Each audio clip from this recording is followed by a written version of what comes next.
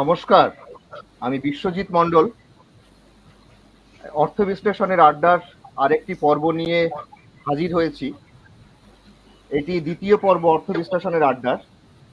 বলতে পারেন এটি একটি অন্য ধরনের সংস্করণও, কারণ আমাদের আগের সংস্করণ যে এটি একটু আলাদা সে সম্পর্কে আমরা বলবো। কিন্তু তার আগে প্রথমে বলি, আমি অর্থ বিশ্লেষণের তরফ থেকে এবং আমার বন্ধু যারা আজকে আছেন, যারা আলোচনা করবেন, তাদের সবার তরফ থেকে যারা দর্শক এবং শ্রোতা রয়েছেন প্রত্যেককে জানাই শুভ সন্ধ্যা। যদিও আমার সঙ্গে এমন এক বন্ধু রয়েছেন যে পৃথিবীর অন্য প্রান্তে, তো ওর ক্ষেত্রে এটা শুভ সকাল। তো সব মিলিয়েই সবার তরফেই আমি শুভ সন্ধ্যা জানাচ্ছি, কারণ মেজরিটি মাস্ট বি গ্রান্টেড, কারণ বেশিরভাগ লোকই সন্ধ্যেবেলাতেই আমরা প্রোগ্রামটা শুনছি। তো যে কথা বলছিলাম, এই যে অর্থ বিশ্লেষণের আড্ডার দ্বিতীয় পর্ব একটি নতুন সংস্করণটা কি আপনারা যদি একটু খেয়াল করে থাকেন আমাদের ফ্লায়ারটা, তাতে বুঝতে পারবেন। তবু আমি একবার বলি, এটাকে আমরা বলছি ভবিষ্যতের দৃষ্টিকোণ। এবং আজকের বিষয় যেটা সেটাকে আমি বলবো, কিন্তু তার আগেই বলে নিই ভবিষ্যতের দৃষ্টিকোণ কেন। ভবিষ্যতের আবার দৃষ্টিকোণ একটু ধাঁধায় ফেলার মতোই ক্যাচ লাইন আমাদের এটা। ভবিষ্যৎ মানে হচ্ছে ভবিষ্যৎ প্রজন্ম, ভবিষ্যৎ মানে হচ্ছে ভবিষ্যতের অর্থনীতিবিদ, ভবিষ্যৎ মানে হচ্ছে ভবিষ্যতের নীতি নির্ধারক। ভবিষ্যতে কারা অর্থনীতি চর্চা করবেন? আজকে যারা গবেষণা করছেন, আজকে যারা ছাত্রছাত্রী থেকে আস্তে আস্তে শিক্ষকতার দিকে এগোচ্ছেন, তাদের হাত ধরেই আসবে দেশের ভবিষ্যৎ, অর্থনীতির ভবিষ্যৎ। সে কারণে তাদের দৃষ্টিকোণ থেকেই আমরা বোঝার চেষ্টা করব দেশের ভবিষ্যৎটা কেমন। তার মানে ভবিষ্যতের দৃষ্টিকোণ থেকে দেশের ভবিষ্যৎকে দেখা। তাই আমরা এটার নাম দিয়েছি ভবিষ্যতের দৃষ্টিকোণ।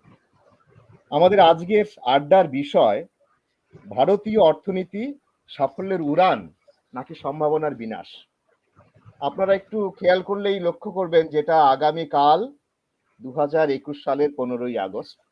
15ই আগস্ট দিনটি খুব গুরুত্বপূর্ণ অবশ্যই। 75তম স্বাধীনতা দিবস আমাদের দেশের। ঠিক তার আগের সন্ধ্যায় আমরা আলোচনা করছি ভারতীয় অর্থনীতি সম্পর্কে। এটি কি সাফল্যের উড়ান না সম্ভাবনার বিনাশ? যখনই আমরা এই কথাটা বলি, তার মানে একটুখানি ভারতীয় অর্থনীতির খতিয়ানটা দেখে নেওয়ার ইচ্ছে থাকে মনের মধ্যে। আবার তারপরে যখন আমরা বলি ভবিষ্যতের দৃষ্টিকোণ, এবং ভবিষ্যতের দৃষ্টিকোণ দেবে গবেষকরা, তখন হীরক রাজার কথা মনে পড়ে। গবেষক, এরকম ভাবে যখন হীরকের রাজা বলেন, কিন্তু আমাদের কাছে বুঝতে হবে যে গবেষকরা কি হীরকের রাজার মতো করে কথা বলবেন, নাকি নিজের মন থেকে আন করা এক বস্তা উদ্ভাবনী ধারণা আমাদেরকে দেবেন। সে তো একান্তই গবেষকের ব্যাপার। সে কথাগুলোই আমরা শুনবো। শোনার আগে আমি জাস্ট ঝট করে, কারণ আমার বরাদ্দ সময় খুব কম, আজকে যারা বক্তা তাদের সঙ্গে আলাপ করিয়ে দিই, তারপরে আমি একটু ছোট্ট মুখবন্ধ করব। আমার সঙ্গে যারা বক্তা রয়েছেন, প্রথম বক্তা হবে সহেলি বোস। সহেলি যাদবপুর থেকে পিএইচডি করেছেন, তারপরে CTR PhD, centre for training and research in public finance and policy, ওখানে পোস্ট ডক্টরাল ফেলো হিসেবে সদ্য জয়েন করেছেন। সহেলির কাজের ব্যাপারে আমরা হয়তো পরে কথা বলবো, সহেলি নিজেও বলবে, সে কারণে আমি আপাতত সে ব্যাপারে কিছু বলছি না। আমার দ্বিতীয় বক্তা হবে দীপ্র মজুমদার। দীপ্রর ছোটবেলা থেকে মাস্টার্স ডিগ্রি অবধি বিশ্বভারতীতে পড়াশোনা করেছে। বিশ্বভারতীর একটা যে আঙ্গিকে পড়াশোনা হয় সেরকম আঙ্গিকে পড়াশোনা করেছে বলে পৃথিবীটাকে একটা অন্য দৃষ্টিকোণ থেকে দেখেছে, দেখার সুযোগ মিলেছে। তারপরেও গবেষণা করছে কলকাতা বিশ্ববিদ্যালয়ে, সঙ্গে কলকাতার একটি কলেজে ও শিক্ষকতা করে। ওর গবেষণার বিষয়ও আমরা পরে শুনবো। আমার তৃতীয় বক্তা Upasana Dey. Upasana Intueri consultant marketing LLP তে বোধহয় কনসালটেন্ট ইকোনমিস্ট। আমি একটু ভুল করছি কি Upasana? Intueri consulting LLP. Intueri consulting LLP. তো উপাসনা এর আগে পড়াশোনা করেছে আইআইএফটি তে, এবং উপাসনা আন্তর্জাতিক বাণিজ্য নিয়ে চর্চা করে। তো উপাসনার সেদিক থেকেও আমরা পরে শুনবো। এবং আমার আজকের চতুর্থ বক্তা Soumyajit Chakraborty. Soumyajit university of new Mexico আমেরিকাতে পিএইচডি শেষ করার পথে। ও কিছুদিনের মধ্যেই দেশে ফিরবে, ফিরে এসে এখানে একটি প্রতিষ্ঠানে যোগ দেবে। কিন্তু সেই প্রতিষ্ঠান সম্পর্কে না হয় যোগ দেওয়ার পরেই কথা বলবো আমরা। আপাতত এই পর্যন্তই থাক সৌম্যজিতের সম্পর্কে, আমরা পরে হয়তো আবার বিস্তারিত আসবো। এটুকু আমার বক্তার পরিচয়। এবং বক্তারা প্রথমে মিনিট 4-5 করে প্রথমে বলবেন, আপনারা আপনাদের প্রশ্ন চ্যাট বক্সে লিখবেন, আমরা সেখান থেকে প্রশ্নের সূত্র ধরে বিভিন্ন রকম আলোচনায় পৌঁছবো বক্তাদের প্রথম রাউন্ডের বক্তৃতার শেষে, এবং সেই প্রশ্নগুলো আমি চেষ্টা করব যথাযথভাবে আপনাদের নির্দিষ্ট বক্তা কিংবা ইন জেনারেল যদি আপনার প্রশ্ন করতে চান তার কাছে পৌঁছে দিতে। এবার খুব বেশি সময় নষ্ট না করে প্রসঙ্গে ফেরার চেষ্টা করি। কোভিড একটা চলমান বিপদ আমাদের সামনে, কোভিড-19 যেমন এটা চলমান বিপদ, সেই সঙ্গে এটাও ভুললে চলবে না, এটা একটা সন্ধিক্ষণও বটে। কারণ বিশ্বের বিভিন্ন দেশ কম বেশি সংকটের মুখে পড়েছে এবং তার মধ্যে সবচেয়ে বড় সংকট অর্থনৈতিক সংকট। এখন দেখার হচ্ছে ফিনিক্স পাখির মতো কোন দেশ আবার ফ্লারিশ করতে পারে। এবার যখনই ফিনিক্স পাখির মতো ফ্লারিশ করার প্রশ্ন আসে তখন মনে হয় যে তাহলে অতীতের ক্রমবিকাশ কিংবা অর্থনৈতিক বিকাশ বিভিন্ন দেশে কেমন ভাবে ঘটেছে সেটার নিশ্চয়ই একটা প্রভাব থাকবে ভবিষ্যতের গতিপথটার উপরে। তার মানে আমরা এই দুটো জিনিসকে রিলেট করার চেষ্টা করব। আমাদের প্রেক্ষিতটা ভারত হলেও আমরা একটু বড় পরিসরে এটা বুঝতে চাইবো, কারণ আমরা আদপে একটি রিলেটিভ ওয়ার্ল্ডে বাস করি। আমার ইনকাম বাড়লে আমি খুশি হই না যতক্ষণ পর্যন্ত এটা এনশিওর্ড হচ্ছে আমি অন্যের চেয়ে বেশি ইনকাম বেড়েছে। তার মানে তুলনা আমরা অন্য দেশের সঙ্গে প্রয়োজন মাফিক, প্রথা মাফিক, সময় অনুসারে করতেই পারি, তাতে আমাদের আপত্তি কিছু নেই। এবার জাম্প কাট করে একদম হার্ডকোর ইকোনমিক্সে ঢুকতে হবে, কারণ অর্থ বিশ্লেষণের আড্ডা। খুব প্রথাগতভাবে যদি দেখি, অর্থনৈতিক উন্নয়ন এবং বিকাশের তিনটে ধাপ রয়েছে, আমাদের তিনটে উপাদান রয়েছে। তার মধ্যে হচ্ছে রিসোর্স, উপাদান, উৎপাদনশীলতা এবং উৎপাদন, তারপরে বন্টন টন্টন অনেক কিছু ব্যাপার ট্যাপার আসে।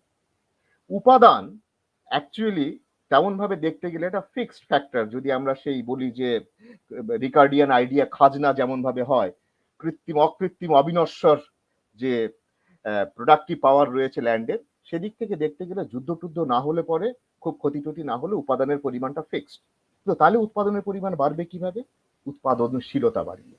উৎপাদনশীলতা বাড়ানোর দুটো গতানুগতিক রাস্তা হচ্ছে, একটা টেকনোলজিক্যাল প্রোগ্রেস, আরেকটা হিউম্যান ক্যাপিটাল ডেভেলপমেন্ট। এই দুটো জিনিসই যে বিষয়গুলোর সঙ্গে অঙ্গাঙ্গিভাবে জড়িত, একটা হচ্ছে শিক্ষা, একটা হচ্ছে স্বাস্থ্য, এবং আরেকটা হচ্ছে বিভিন্ন সরকারি নীতি কতটা কেমন ভাবে গ্রাসরুট লেভেল পর্যন্ত যেতে পেরেছে। কারণ ইন্টারজেনারেশনাল অকুপেশনাল মোবিলিটি, ইন্টারজেনারেশনাল মাইগ্রেশন, এই সমস্ত বিষয়গুলো একটা অপরটাকে নির্ধারণ করে দেয় যে কেমন ভাবে দেশের আর্থিক বিকাশ কোন পথে এগোবে। এই পরিপ্রেক্ষিতে আমার বক্তারা তাদের বক্তব্য আশা করি এমন ভাবে প্লেস করবেন যে আপনারা যারা শুনছেন তারা প্রশ্ন করতে এক্সাইটেড ফিল করবেন, এবং যারা আজকে বলবেন তারাও তার উত্তর যথাযথভাবে দেওয়ার চেষ্টা করবেন। আমার সীমিত সময় এখানেই শেষ। আমার প্রথম বক্তা সহেলি বোস। সহেলির কাজটা খুব ইন্টারেস্টিং। সেন্টার স্টেট কিংবা ফেডারেল স্ট্রাকচারে ফাইন্যান্সিয়াল ডিভলিউশন কেমন হতে পারে, বিভিন্ন গভর্নমেন্ট পলিসির এফেক্টিভনেস কেমন, গ্রাম পঞ্চায়েত লেভেলই বা কেমন হয়। আসলে আমরা ইন্ডিয়া তো আলোচনা করবোই, তার সঙ্গে সহেলি হয়তো শুরুই করবে ভারত থেকে, রুরাল ইন্ডিয়ার জায়গা থেকে, কিংবা তার সঙ্গে একটু আরবান ইন্ডিয়াকেও জুড়ে দিয়ে আলোচনাটাকে প্রেস করবে। আমরা আর একদম সময় নষ্ট না করে খুব চট করে চলে যাই আমাদের মূল আলোচনায়। প্রথম আমাদের বক্তা সহেলি বোস। সহেলি। প্রথমেই আমি অর্থ বিশ্লেষণের সকলকে ধন্যবাদ জানাই আমাদের এই আজকের আড্ডায় আমন্ত্রণ জানানোর জন্য। আজকের বিষয়টা আমি যেরম ভাবে বুঝেছি তা হলো যে কিছুটা আমাদের অতীতের যে অর্থনীতি তার মূল্যায়ন এবং বর্তমান পরিস্থিতিতে দাঁড়িয়ে ভবিষ্যৎ সম্বন্ধে কিছু আলোচনা। যেটা বিশ্বজিৎ বললেন যে আমাদের অর্থনীতিতে সরকারি নীতি একটা বড় ভূমিকা পালন করে। বিশেষ করে এইটা যদি আমরা মাথায় রাখি যে স্বাধীনতার লগ্নে আমাদের দেশ কিন্তু অনেক দিক থেকে পিছিয়ে ছিল, অশিক্ষার হার অনেক বেশি ছিল, আমাদের পভার্টি লেভেলস অনেক বেশি ছিল, এমনকি আমাদের যে মানব সম্পদ সেখানেও কিন্তু আমাদের যে বিভিন্ন তার সূচক সেখানেও কিন্তু আমরা অনেক পিছিয়ে ছিলাম। কিন্তু তা সত্ত্বেও যেই দেশগুলো দ্বিতীয় বিশ্বযুদ্ধের পরে স্বাধীনতা অর্জন করেছে তার মধ্যে ভারতবর্ষ কিন্তু একটি ব্যতিক্রম। ব্যতিক্রম কি রকম ভাবে? যে এত কিছু আমরা পিছিয়ে থেকেও আমরা কিন্তু নিজেদেরকে গণতান্ত্রিক সমাজ হিসেবে, গণতান্ত্রিক দেশ হিসেবে স্থাপন করতে পেরেছি। এবং আমাদের, যেহেতু আমরা পিছিয়ে পড়া দেশ ছিলাম, আমাদের যে উন্নতি ঘটেছে, অর্থনৈতিক উন্নতি, তাতে কিন্তু সরকারের একটা বড় ভূমিকা ছিল। এবং এই যে ইলেকশনের মাধ্যমে সরকার সিলেক্ট করা, এই যে পদ্ধতি, এটা কিন্তু ভারতবর্ষের সব মানুষকে তাদের এই অর্থনৈতিক যে প্রক্রিয়া তার মধ্যে একটা অংশদারিত্ব দিয়েছিল। এই জিনিসটা কিন্তু আমাদেরকে অন্য যে উন্নয়নশীল দেশ যারা দ্বিতীয় বিশ্বযুদ্ধের পরে স্বাধীনতা অর্জন করেছে তাদের থেকে কিন্তু আলাদা করে দেয়। এবার যদি আমরা ইনস্টিটিউশনাল ইকোনমিক্স এর লিটারেচার দেখি, তাহলে দেখা যায় যে গণতান্ত্রিক দেশে কিন্তু অর্থনৈতিক বৃদ্ধির পরিবেশ তৈরি হওয়ার সম্ভাবনা বেশি থাকে, কারণ সেখানে বিশেষ কাউকে সুবিধা পাইয়ে দেওয়ার প্রবণতা কম হয়, বা বিনিয়োগ এবং নতুন টেকনোলজি অ্যাডপশন, এই যে পদ্ধতিগুলো, এইগুলো আর কি অনেক বেশি সহজ হয়, মানে এই ধারণাটা আছে। তাছাড়া গণতান্ত্রিক দেশে সরকারের যে খারাপ সিদ্ধান্তগুলো, তার উপর কিছু চেকস অ্যান্ড ব্যালেন্সেস কাজ করে। আমরা যদি ভারতবর্ষে দেখি, যে মোটামুটি এমার্জেন্সি সময়টুকু বাদ দিয়ে পুরো সময়টাই কিন্তু আমরা গণতান্ত্রিক সরকার পেয়ে এসেছি, মানে সেখানে কিন্তু অন্য দেশের মতন হয়নি, যে এখানে আর কি অন্য দেশে কু হয়েছে বা মিলিটারি দখল করছে, সেটা কিন্তু নয়। কিন্তু আমরা যদি আমাদের চারপাশটা দেখি, তাহলে আর কি আমাদের মনে এই প্রশ্নটা আসবেই যে এই গণতান্ত্রিক দেশ হলেও কতটা আমরা যে করাপশন বা অন্য ডিস্টরশন আছে সেগুলো আমরা কতটা ডিল করতে পেরেছি। কারণ এই প্রশ্নগুলো আজকে বর্তমান পরিস্থিতিতেও উঠে আসছে। এবার এইখানে আর কি আমাদের যে সরকারের যে স্ট্রাকচার, সেই কাঠামোটা আর কি গুরুত্বপূর্ণ হয়ে যায়। আমরা ভোট দিয়ে মূলত 3টি স্তরে সরকার নির্বাচন করি: কেন্দ্রীয় সরকার, রাজ্য সরকার এবং 73rd ও 74th কনস্টিটিউশনাল অ্যামেন্ডমেন্টের পর গ্রামে গ্রাম পঞ্চায়েত, আর শহরে মিউনিসিপাল সংস্থা। যেগুলো আপাত দৃষ্টিতে দেখে মনে হবে যে এই 3টি সংস্থার মধ্যে দিয়ে ক্ষমতার বিকেন্দ্রীকরণ ঘটেছে, এবং আমাদের সংবিধানেও কিন্তু সেটাই আছে। কিন্তু আমরা যদি একটু খুঁটিয়ে দেখি, তাহলে দেখা যাবে যে বাস্তব চিত্রটা কিন্তু আলাদা। স্বাধীনতার পর থেকেই দেখা গেছে যে ক্ষমতার কেন্দ্রীকরণের প্রবণতা আমাদের রাষ্ট্র ব্যবস্থার একটা বৈশিষ্ট্য, এবং কেন্দ্রীয় সরকারের বিরুদ্ধে বিভিন্ন সময় বিভিন্ন রাজ্য সরকার আর কি ক্ষমতা হস্তক্ষেপের অভিযোগ এনেছে। আবার যখন রাজ্য সরকারগুলোকে পঞ্চায়েত অ্যাক্টের এটা প্রণয়ন করার জন্য আইন তৈরি করতে দেখা গেছে, তখন আমরা দেখেছি যে রাজ্য সরকারগুলো পঞ্চায়েত বা মিউনিসিপাল বডিজ যেগুলো আছে তাদেরকেও যথেষ্ট ক্ষমতা দেয়নি। তো বাস্তবে আমরা দেখছি যে কোনো স্তরই তার নিচের স্তরের ক্ষমতা বিকেন্দ্রীকরণ করতে ইচ্ছুক নয়। আর তাই বিভিন্ন স্তরের মধ্যে যে সমন্বয় বা তাদের মধ্যে যে বিশ্বাস, ট্রাস্ট, সেইটা কিন্তু সেইভাবে তৈরি হচ্ছে না, বা তাতে কোথাও ঘাটতি থেকে যাচ্ছে। আর এর প্রভাব কিন্তু এই কোভিড এর সময় সরকারের বিভিন্ন নীতির ক্ষেত্রে আমরা দেখেছি বা এখনো দেখে যাচ্ছি। আর এই যে সেন্ট্রালাইজেশনের যে টেন্ডেন্সি, এতে আর কি মানে এটা গ্রাম পঞ্চায়েতের মধ্যেও দেখা যাচ্ছে। মানে গ্রাম পঞ্চায়েত তো একটা এমন প্রতিষ্ঠান যেখানে আর কি আমরা ভাবছি যে ডাইরেক্ট ডেমোক্রেসি আছে, একদম যে প্রধান তাকে আমি সরাসরি গিয়ে বলতে পারি যে আমার এইটা দরকার বা আমি এটা পাচ্ছি না। কিন্তু গ্রাম পঞ্চায়েতের ক্ষেত্রেও দেখা যাচ্ছে যে পঞ্চায়েতে অন্য সদস্যদের তুলনায় প্রধানের বেশি ক্ষমতা, এবং প্রধানের অনেক বেশি ডিসক্রিশনারি পাওয়ার। তো প্রত্যেকটা স্তরে এই সেন্ট্রালাইজেশন অফ পাওয়ার একখানা প্রবলেম। আর এর ফলে যেটা হচ্ছে যে বটম আপ ডেমোক্রেসি যেটা হওয়ার কথা ছিল, সেইখানে কোথাও ঘাটতি থেকে যাচ্ছে। আর যে লেজিসলেশন, যে আইন তৈরি হচ্ছে বা যে সরকারি নীতিগুলো হচ্ছে, সেটা কিছুটা ক্ষেত্রে শুধু এক্সিকিউটিভ ডিসিশন হয়ে যাচ্ছে। মানে সরকার একটা নীতি নির্ধারণ করছে এবং আইনসভাতে সেগুলো শুধু পাশ হয়ে যাচ্ছে, কোনো আলোচনা ছাড়া, ডিবেট ছাড়া। মানে এটা অনেক রাজ্যের ক্ষেত্রেও দেখা গেছে, আবার কেন্দ্রের ক্ষেত্রেও দেখা গেছে। তো এতে যেটা হচ্ছে যে, যেটা গণতন্ত্রের মূল বৈশিষ্ট্য, জনগণের প্রতি সরকারের দায়বদ্ধতা, সিদ্ধান্ত নেওয়ার যে স্বচ্ছতা বা যে চেকস অ্যান্ড ব্যালেন্সেস গুলো থাকা উচিত, সেগুলো যথেষ্ট রকম ভাবে থাকছে না। এর প্রভাব কিন্তু আমরা অর্থনীতির নানা ক্ষেত্রে দেখছি। বিশেষ করে এই মহামারীর সময় যখন ভবিষ্যতের কথা ভাবছি, মানে এই সমস্যাটা তো একটা বিশাল আকারের, মানে সেখানে আর কি নানা রকম মানুষ নানা রকম ভাবে এফেক্টেড হয়েছে। সেখানে প্রত্যেকটা ক্ষেত্রে মানে মানে ক্ষেত্র ধরে ধরে আমাদের প্ল্যানিং করতে হবে যে কোথায় কি করা প্রয়োজন, কোথায় কি করতে হবে। কিন্তু সেইখানে যদি এই বিভিন্ন স্তরের মধ্যে যদি এই সেন্ট্রালাইজেশনের টেন্ডেন্সি থাকে, ক্ষমতার কেন্দ্রীকরণের টেন্ডেন্সি থাকে, তখন কিন্তু এই কাজটা আরো বেশি কঠিন হয়ে যায়। তাই আমার মনে হয় যে এই যে সমস্যা, এই যে একটা ক্ষমতা ধরে রাখার যে প্রবণতা, এটাকে কোথাও একটা হ্রাস এতে টানতে হবে, তাহলে আর কি কিছুটা সামনের পথটা মসৃণ হবে। ঠিক আছে সহেলি, আমার কি প্রথম রাউন্ডের বক্তৃতা শেষ তো এখানে? হ্যাঁ, আচ্ছা, আমরা পরে আবার ফিরবো, কিন্তু এই প্রসঙ্গে আমি জাস্ট ছোট্ট দু একটা কমেন্ট করে রাখি আমি, তুমি একটু ভেবো, কারণ আমার মাথায় যে প্রশ্নটা এলো যে অনেক সময় তুমি প্রথমে ইলেকশন প্রসেসের কথা বলছিলে, আমাদের হয়তো মনে থাকবে বছর 10 আগে আমাদের কনস্টিটিউশন করে, কনস্টিটিউশন বলছি, আমাদের এই ভোটিং ব্যবস্থাতে নোটা চালু হলো, তোমার হয়তো মনে থাকবে। নোটা হ্যাঁ, চালুর পরে কিছু কাজ হয়েছে, তার মধ্যে কিছু কাজের ক্ষেত্রে দেখা যাচ্ছে নোটার এফেক্ট, মানে ইনফ্যাক্ট ওয়েস্ট বেঙ্গলের অ্যাসেম্বলি ইলেকশনে মানে মানে আমি নিজেই ক্যালকুলেট করে এটা দেখেছিলাম, কিছু কিছু এমন কেন্দ্র রয়েছে যে সমস্ত কেন্দ্রে প্রথম এবং দ্বিতীয় যে ক্যান্ডিডেট, তাদের ভোটের যে ডিফারেন্সটা তার চেয়ে বেশি ভোট নোটাই পড়েছে। নোটা। নোটা ইজ এ ডিসাইসিভ ফ্যাক্টর। এবং আরো একটা কাজ, কিছুটা খুব রোবাস্ট রেজাল্ট না হলেও নোটার পার্সেন্টেজ পোলটা সে সমস্ত সিটগুলোতে বেশি যেখানে ক্লাস কাস্টের ডিভিশনটা আরো প্রকট। মানে নোটা হয়তো দেখা গেল 2000 সিট, 2000 ভোট অ্যাভারেজ পড়েছে, কিন্তু কোনো একটা শিডিউল ট্রাইব সিটে দেখা গেছে নোটার ভোটটা 6000 হয়তো, ইরেসপেক্টিভ অফ তোমার জিওগ্রাফিক্যাল ইয়েটা কেমন রয়েছে, এটা একটা জায়গা।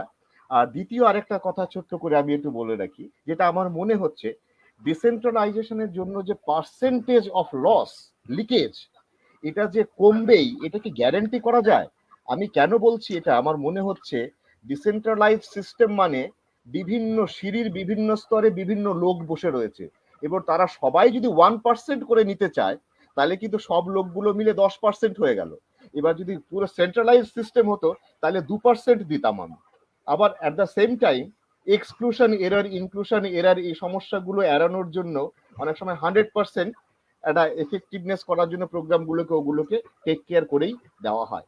তো সেগুলো হয়তো গভর্নমেন্ট পলিসি এফেক্টিভনেসের জন্য খুব ইম্পর্টেন্ট কিছু ডাইমেনশনস। তো এগুলো নিয়ে পরে হয়তো তুমি যদি একটুখানি কিছু বলো, পরের রাউন্ডে আমরা শুনবো। আপাতত চলে যাই দীপ্রর কাছে। দীপ্র একটু মার্কসিয়ান পার্সপেক্টিভ থেকে অনেক কিছু বলবে, যেটা হয়তো অনেকের কাছে আমাদের একটু আই ওপেনার হবে।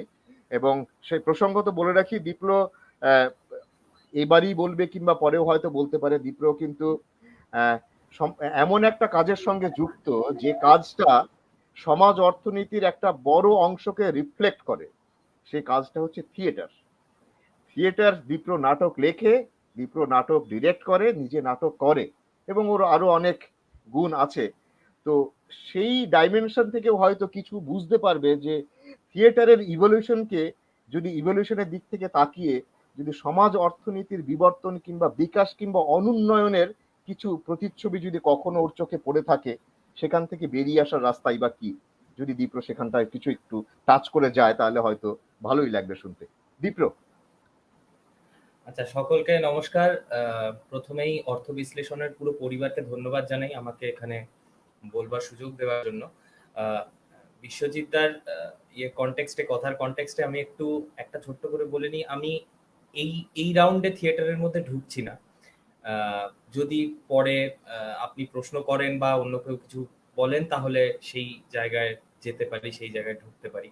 তার কারণ আমার রিসার্চ এরিয়াও থিয়েটার নিয়ে, মানে আমি পলিটিক্যাল ইকোনমিক পার্সপেক্টিভ থেকে থিয়েটারকে দেখছি, থিয়েটারের পলিটিক্যাল ইকোনমি নিয়ে ভাবছি, সেটাতে পরে আসা যাবে।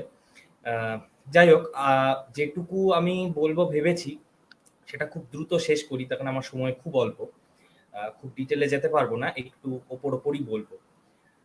প্রথমত যেটা বললাম যে আমি যেহেতু ইন্ডিয়ান ইকোনমি নিয়ে রিসার্চ করি না, ফলে এখানে আমার কোনো উদ্ভাবনী শক্তি কাজ করেনি। আমার বক্তব্যের মধ্যেও সেগুলি পাওয়া যাবে না। অন্যান্য গবেষকদের উদ্ভাবনী শক্তির উপর ভিত্তি করে আমি ছোট্ট করে একটু বলছি। আর আমি যা বলবো সেটা পুরোটাই মার্কসিস্ট ক্লাস ফোকাসড অ্যাপ্রোচ থেকে বলবো, অ্যাপ্রোচ থেকে দেখবো, যার ভিত হচ্ছে এপিস্টেমোলজি অফ ওভার ডিটারমিনেশন। প্রথমে একটু খুব ছোট করে বলে নিই, এই অ্যাপ্রোচ থেকে যদি আমরা ইকোনমিকে দেখি তাহলে আমরা ইকোনমিকে বুঝি যে ক্লাস প্রসেস এবং তার সঙ্গে সঙ্গে অন্যান্য বিভিন্ন নন ক্লাস প্রসেসগুলি ওভার ডিটারমিন্ড হয়ে রয়েছে। ফলে এটাকে একটা কমপ্লেক্স এনসেম্বল বলা যায়, যেটা ক্যাপিটালিস্ট হতে পারে, নন ক্যাপিটালিস্ট হতে পারে, এক্সপ্লয়েটেটিভ হতে পারে, নন এক্সপ্লয়েটেটিভ হতে পারে। এবং ক্লাসকে এখানে আমরা বুঝি as a process of surplus labour, production, appropriation, distribution and receipt of surplus labour. ইন্ডিভিজুয়ালরা এক একটা ক্লাস পজিশনকে অকুপাই করে এবং ক্লাসকে পার্সনিফাই করে, এইভাবে আমরা বিষয়টাকে বুঝি। এবং এই যে এক্সপ্লয়টেশনের কথা বলছি, এক্সপ্লয়টেশন কি অর্থে বলছি? এক্সপ্লয়টেশন একদম মার্কসিস্ট সেন্সে বলছি, যে যখন উদ্বৃত্ত শ্রমের উৎপাদকরা উদ্বৃত্ত শ্রমের আহরণের প্রক্রিয়ার সঙ্গে যুক্ত থাকে না, সেই সেই সেই সিচুয়েশনটাকে আমরা এক্সপ্লয়টেটিভ বলতে পারি। এবং যখন উদ্বৃত্ত শ্রমের উৎপাদকরা আহরণ প্রক্রিয়ার মধ্যে থাকে, তার মধ্যে ইনক্লুডেড থাকে, সেটা নন এক্সপ্লয়টেটিভ। ফলে এই অ্যাপ্রোচ থেকে আমরা যদি সোশ্যাল টোটালিটিকে দেখি, তাহলে আমরা সোশ্যাল টোটালিটিকে বুঝি একটা ওভার ডিটারমিন্ড সাইট হিসেবে, যেখানে কোনো এ প্রায়োরি আসপেক্ট নেই এবং প্রত্যেকটি প্রক্রিয়া একে অপরকে সাইমালটেনিয়াসলি ওভার ডিটারমিন করে বা অতি নির্ধারণ করে, এবং তারা একটা কন্ট্রাডিক্টরি ডিরেকশনে কন্টিনিউয়াসলি মুভ করে।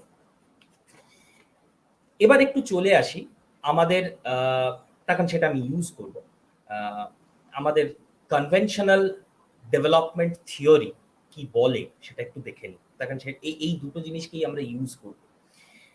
এই ডেভেলপমেন্টালিজমের যে লজিক, যে কনভেনশনাল ইকোনমিক্সে আমরা যে ডেভেলপমেন্ট থিওরিজ পড়ি তার যে লজিক, সেইখানে আমরা দেখি যে একটা বাইনারি রিডিং কাজ করে, pre capital capital, rural urban, traditional modern, যেখানে ক্যাপিটালিজম, আরবানিজম, মডার্ন লস, মানে আমাদের জার্নিটা ওটা ডিরেক্টেড হয় টুয়ার্ডস ক্যাপিটালিজম, আরবানিজম, মডার্নিজম, যাই বলি না কেন, সেটা টেলস। ফলে এই বাইনারি রিডিংটা কিন্তু আমাদের কনভেনশনাল ডেভেলপমেন্ট থিওরিগুলোর মধ্যে সবসময় রয়েছে। আমরা একটার পর একটা যে ডেভেলপমেন্ট থিওরিকে সাজাই, তাহলে দেখতে পাবো এই মেথডোলজিক্যাল যে ডাইকটমিটা, সেইটা কিন্তু রয়েছে। এবং সেখানে একটাকে মানে one is privileged over the other, এইভাবে যদি আমি জিনিসটাকে বোঝাবার চেষ্টা করি। ফলে এখানে ক্যাপিটালিজম ইজ মানে সেইটাকে দেখা হচ্ছে as a privileged over the other forms of production. এবং এই ডেভেলপমেন্টালিজমের লজিক তাহলে বেসিক্যালি ফোরক্লোজ করে ক্লাস, এই কনসেপ্টটাকেই ফোরক্লোজ করে, ক্লাস অ্যাজ আ প্রসেস এটাকে ফোরক্লোজ করে, এবং ফোরগ্রাউন্ড করে কি the logic of transition from pre capital to capital, rural to urban, traditional to modern, whatever, যেটাই আমরা বলি না কেন। ফলে এই প্রি ক্যাপিটাল, রুরাল বা ট্র্যাডিশনাল যাই বলি, সেইটাকে আমরা এই ডেভেলপমেন্টালিজমের লেন্স দিয়ে যদি দেখি, তাহলে বুঝি as a lacking or lagging other of the capital, urban or modern respective. ফলে রুরাল কি, যেটা আরবান নয়, so it's a lagging other of urban. Pre capital কি, মানে আমরা সমস্ত ফর্ম অফ প্রোডাকশন, যেটা ক্যাপিটালিস্ট মোড অফ প্রোডাকশন নয়, সেগুলোকে সমস্তটাকে হোমোজেনাইজ করে রেখে দিয়েছি প্রি ক্যাপিটাল গুলো। ফলে এই প্রি ক্যাপিটাল কি, that is the lagging other of capital. So এই ডেভেলপমেন্ট মডেলগুলি প্রত্যেকটি হচ্ছে ক্যাপিটালোসেন্ট্রিক। এই কথাগুলো আমি একটা প্রিলিউড হিসেবে বলে নিলাম, তার কারণ এবার আমি ইন্ডিয়ান কনটেক্সটে ঢুকবো এবং ইন্ডিয়ান কনটেক্সটে এই দুটোকে নিয়ে বুঝবার চেষ্টা করবো, এই জায়গা থেকে বুঝবার চেষ্টা করবো। যদি আমরা দেখি পোস্ট ইন্ডিপেন্ডেন্স ইন্ডিয়ান ইকোনমিক পলিসিকে, তাহলে খুব ব্রডলি বলতে গেলে এই লজিক, এই পলিসির জার্নিটা, ইকোনমিক পলিসির জার্নিটা হয়েছে কিন্তু এই ডেভেলপমেন্টালিজমের লজিককে বেস করে। ফলে আমরা ভারতীয় অর্থনীতি বা যেদিকে এগিয়েছে, সেটা কিন্তু একদম একটা ক্যাপিটালিস্ট ডেভেলপমেন্টালিজমের পথ, মানে ইন্ডিয়ান ইকোনমিক পলিসি সবসময় ইকোনমিকে সেই পথে বা সেই পাথে থিতু করবার চেষ্টা করেছে। হ্যাঁ, 90s এর আগে পর্যন্ত ডমিনেট করেছে স্টেট ক্যাপিটালিজম এবং প্ল্যানিং, 90s এর পরে ডমিনেট করেছে প্রাইভেট ক্যাপিটালিজম, সেটা অন্য। কিন্তু এই ডেভেলপমেন্টালিজমের ফলস্বরূপ যেটা ঘটেছে সেটা হচ্ছে আরবানিজম, মডার্নিজম এবং ক্যাপিটালোসেন্ট্রিজম এইটা এক্সপ্যান্ড করেছে। এবং এর একটা গুরুত্বপূর্ণ জায়গা হচ্ছে migration, rural to urban, pre capital to capital. এবার এই মাইগ্রেশনের পেছনে কিন্তু শুধুমাত্র এটা নেই যে দেয়ার ইজ রুরাল ডেস্টিটিউট। শুধুমাত্র রুরাল ডেস্টিটিউট বা এগ্রিকালচারাল ডেস্টিটিউটটা কিন্তু মাইগ্রেশনকে ইগনাইট করেনি, তার সঙ্গে ওভার ডিটারমিন্ড হয়ে আছে যে লজিকটা, সেইটা ইন্টারেস্টিং। এইটা হচ্ছে the desire to be incorporated into the global circuits of capital. এই desire for freedom in cities, desire for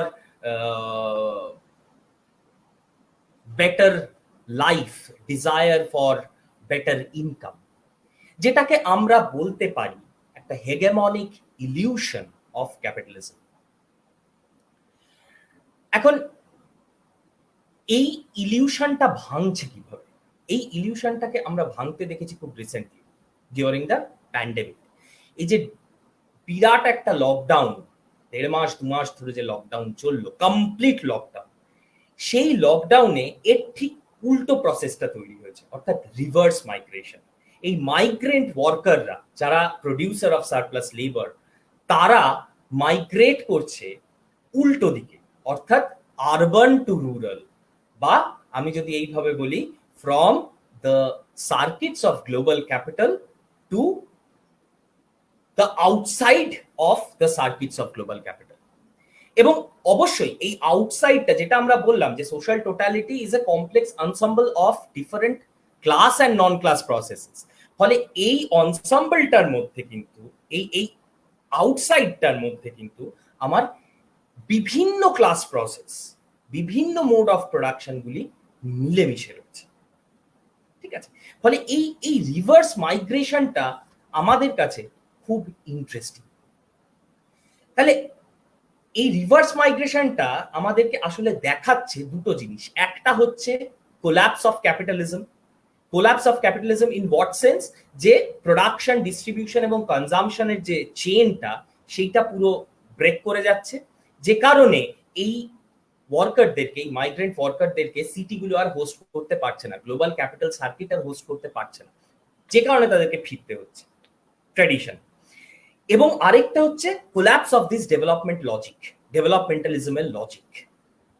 তখন কেন এটাকে আমি বলছি? তখন এই রিভার্স মাইগ্রেশন, যেইটা কিন্তু আমাদের এই ডেভেলপমেন্টের ফ্রেমওয়ার্কের মধ্যে নেই, ডেভেলপমেন্টালিজমের লজিকের মধ্যে নেই। তখন এই যে এই মাইগ্রেশনটা যেটা ডেভেলপমেন্টালিজম দেখায়, সেটা কিন্তু আসলে মানে ইররিভার্সিবল। ফলে এইখানে ডেভেলপমেন্টের লজিকটাও কিন্তু, ডেভেলপমেন্টালিজমের লজিকটাও কিন্তু কোল্যাপস করছে। আমার পয়েন্টটা এরপরে আমি তুলি যে এই রিভার্স মাইগ্রেশন কিন্তু আমাদেরকে একটা হোপ দিতে পারে। In what sense? যে this producers of surplus labor, these migrant laborers are migrating back to their traditional life, বা যেটা যে লাইফে তারা আগে ছিল সেইখানে ফিরে যাচ্ছে, যেখানে অনেকগুলি ক্লাস প্রসেস একসঙ্গে রয়েছে, যার মধ্যে কিছু এক্সপ্লয়েটেটিভ, কিছু নন এক্সপ্লয়েটেটিভ। ফলে এইখান থেকে আমরা লেফট পলিটিক্সের জায়গায় কিছু ইনসাইটস দিতে পারি, যে left politics might rethink this situation, এবং সেইখানে মানে focusing on this non exploitative modes of production, non exploitative forms of production. সেইখানে আমার মনে হয় যে লেফট পলিটিক্সের একটা সম্ভাবনা রয়েছে to rebuild the struggle against capitalism, ক্যাপিটালিজমের এগেনস্ট স্ট্রাগলকে রিবিল্ড করার কথা চিন্তা করা যেতে পারে, যদি এই সিচুয়েশনটাকে লেফট পলিটিক্স রিথিঙ্ক করতে পারে। এবং এই কনটেক্সটে আমরা ভাবতে পারি সংঘর্ষ এবং নির্মাণের কথা, অর্থাৎ শঙ্কর গুহনিয়োগীর কথা, পল্লী পুনর্গঠনের কথা, রবীন্দ্রনাথের কথা, এই এই এই জায়গাগুলো, এই এই এই থিওরাইজেশন গুলো বা এই কাজগুলোকে আমরা রিথিঙ্ক করতে পারি লেফট পলিটিক্সের জায়গা থেকে। ফলে ভারতীয় অর্থনীতির আলোচনাকে আমরা সম্ভাবনার বিনাশ বা সাফল্যের উড়ানের ধারণাকে পেরিয়ে একটা নতুন সম্ভাবনার উৎস হিসেবে ভাবতে পারি। অর্থাৎ মানে I am trying to go beyond today's topic, যে ভারতীয় অর্থনীতি শুধুমাত্র সাফল্যের উড়ান বা সম্ভাবনার বিনাশ, এই দুটোর কোনোটাই নয়। আমি অর্থনীতির আলোচনাকে এই জায়গায় নিয়ে যেতে চাইছি বা সবার সঙ্গে এইটা শেয়ার করে নিতে চাইছি যে ভারতীয় রাজনৈতিক অর্থনীতি, পলিটিক্যাল ইকোনমিকে এইভাবে ভাবা যেতে পারে যে সেটা নতুন সম্ভাবনার উৎস। এখানে শেষ করি। ধন্যবাদ দীপ্র। দীপ্র আসলে বিকল্প সম্ভাবনার সূত্র কিছুটা রেখে গেল এখানে। তো আমার ছোট্ট দুটো একটা কথা আছে বলে আমি পরের উপাসনার কাছে চলে যাব। সেটা কোথাও দীপ্র শোনা যাচ্ছে কি? দীপ্র? হ্যাঁ হ্যাঁ হ্যাঁ, শোনা যাচ্ছে, শোনা যাচ্ছে। তো কোথাও লেফট পলিটিক্সের কিংবা লেফট ইকোনমিক্সের যে আইডিয়াটা আছে সেটা কোথাও একটা আমার যতদূর আমি মানে মনে করতে পারছি, রিপ্যাট্রিয়েশন অফ প্রফিট, এটাকে বন্ধ করার কথা বলা হয়। এবার আমি আসলে বোঝার চেষ্টা করছিলাম যে সারপ্লাস লেবার কি কোনোভাবে আমরা ডিসগাইজড আনএমপ্লয়মেন্টের সঙ্গে যদি মানে মিলিয়ে দিই, তাহলে সেখান থেকে সেটা সলিউশনের দুটো রাস্তা। এক, রুরাল এরিয়াতেই স্টেটকে দায়িত্ব নিতে হবে to supply the required capital and technology to produce there, কিংবা সেই সারপ্লাস লেবার যারা আছে তারা পুশ এবং পুল এই দুটো ফ্যাক্টরের কারণেই তাদের রাস্তা হচ্ছে মাইগ্রেট করবে তারা, যেখানে তুমি রুরাল আরবানের ডিভাইডের কথাটা কিছুটা তুললে। এবার যখনই আমি মাইগ্রেট করে যাব, তার মানেই আমার মাইগ্রেশনের পর আমি যখনই পয়সাটা পাঠাচ্ছি তখনই কিন্তু সর্ট অফ রিপ্যাট্রিয়েশন।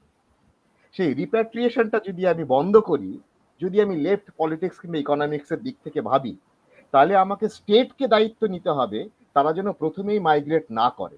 হয়তো কোভিড-19 কারণে যে রিভার্স মাইগ্রেশন করে এবার সেই লোকগুলি সেখানে ফিরে গেছে, তারা যদি এখনো যথাযথ সুস্থভাবে সার্ভাইভ করে থাকে, কারণ শুধু কাজ চাইলেই তো হবে না, কাজের যোগানটাও থাকতে হবে। আমি খুব আশঙ্কিত যে কোভিডের সময়ে কাজের যোগান কতটা রয়েছে, এবং কাজের যদি বন্দোবস্ত করতে হয় রাষ্ট্র সেখানে কিভাবে হেল্প করতে পারে, সেই জায়গাগুলো আমরা হয়তো পরে কখনো একটু দীপ্র যদি আলোচনা করে পরে শুনবো। আমরা পরের বক্তার কাছে যাই।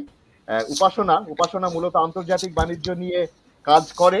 তো প্রথমেই বলেছিলাম শুধু ভারতের কথা শুনলেই চলবে না, ভারতের সঙ্গে দেশ বিদেশের যোগাযোগ, আন্তর্জাতিক সম্পর্ক, তার সঙ্গে আরো অনেক কিছু রয়েছে যেটা আলোচনার মধ্যে আসতেই পারে।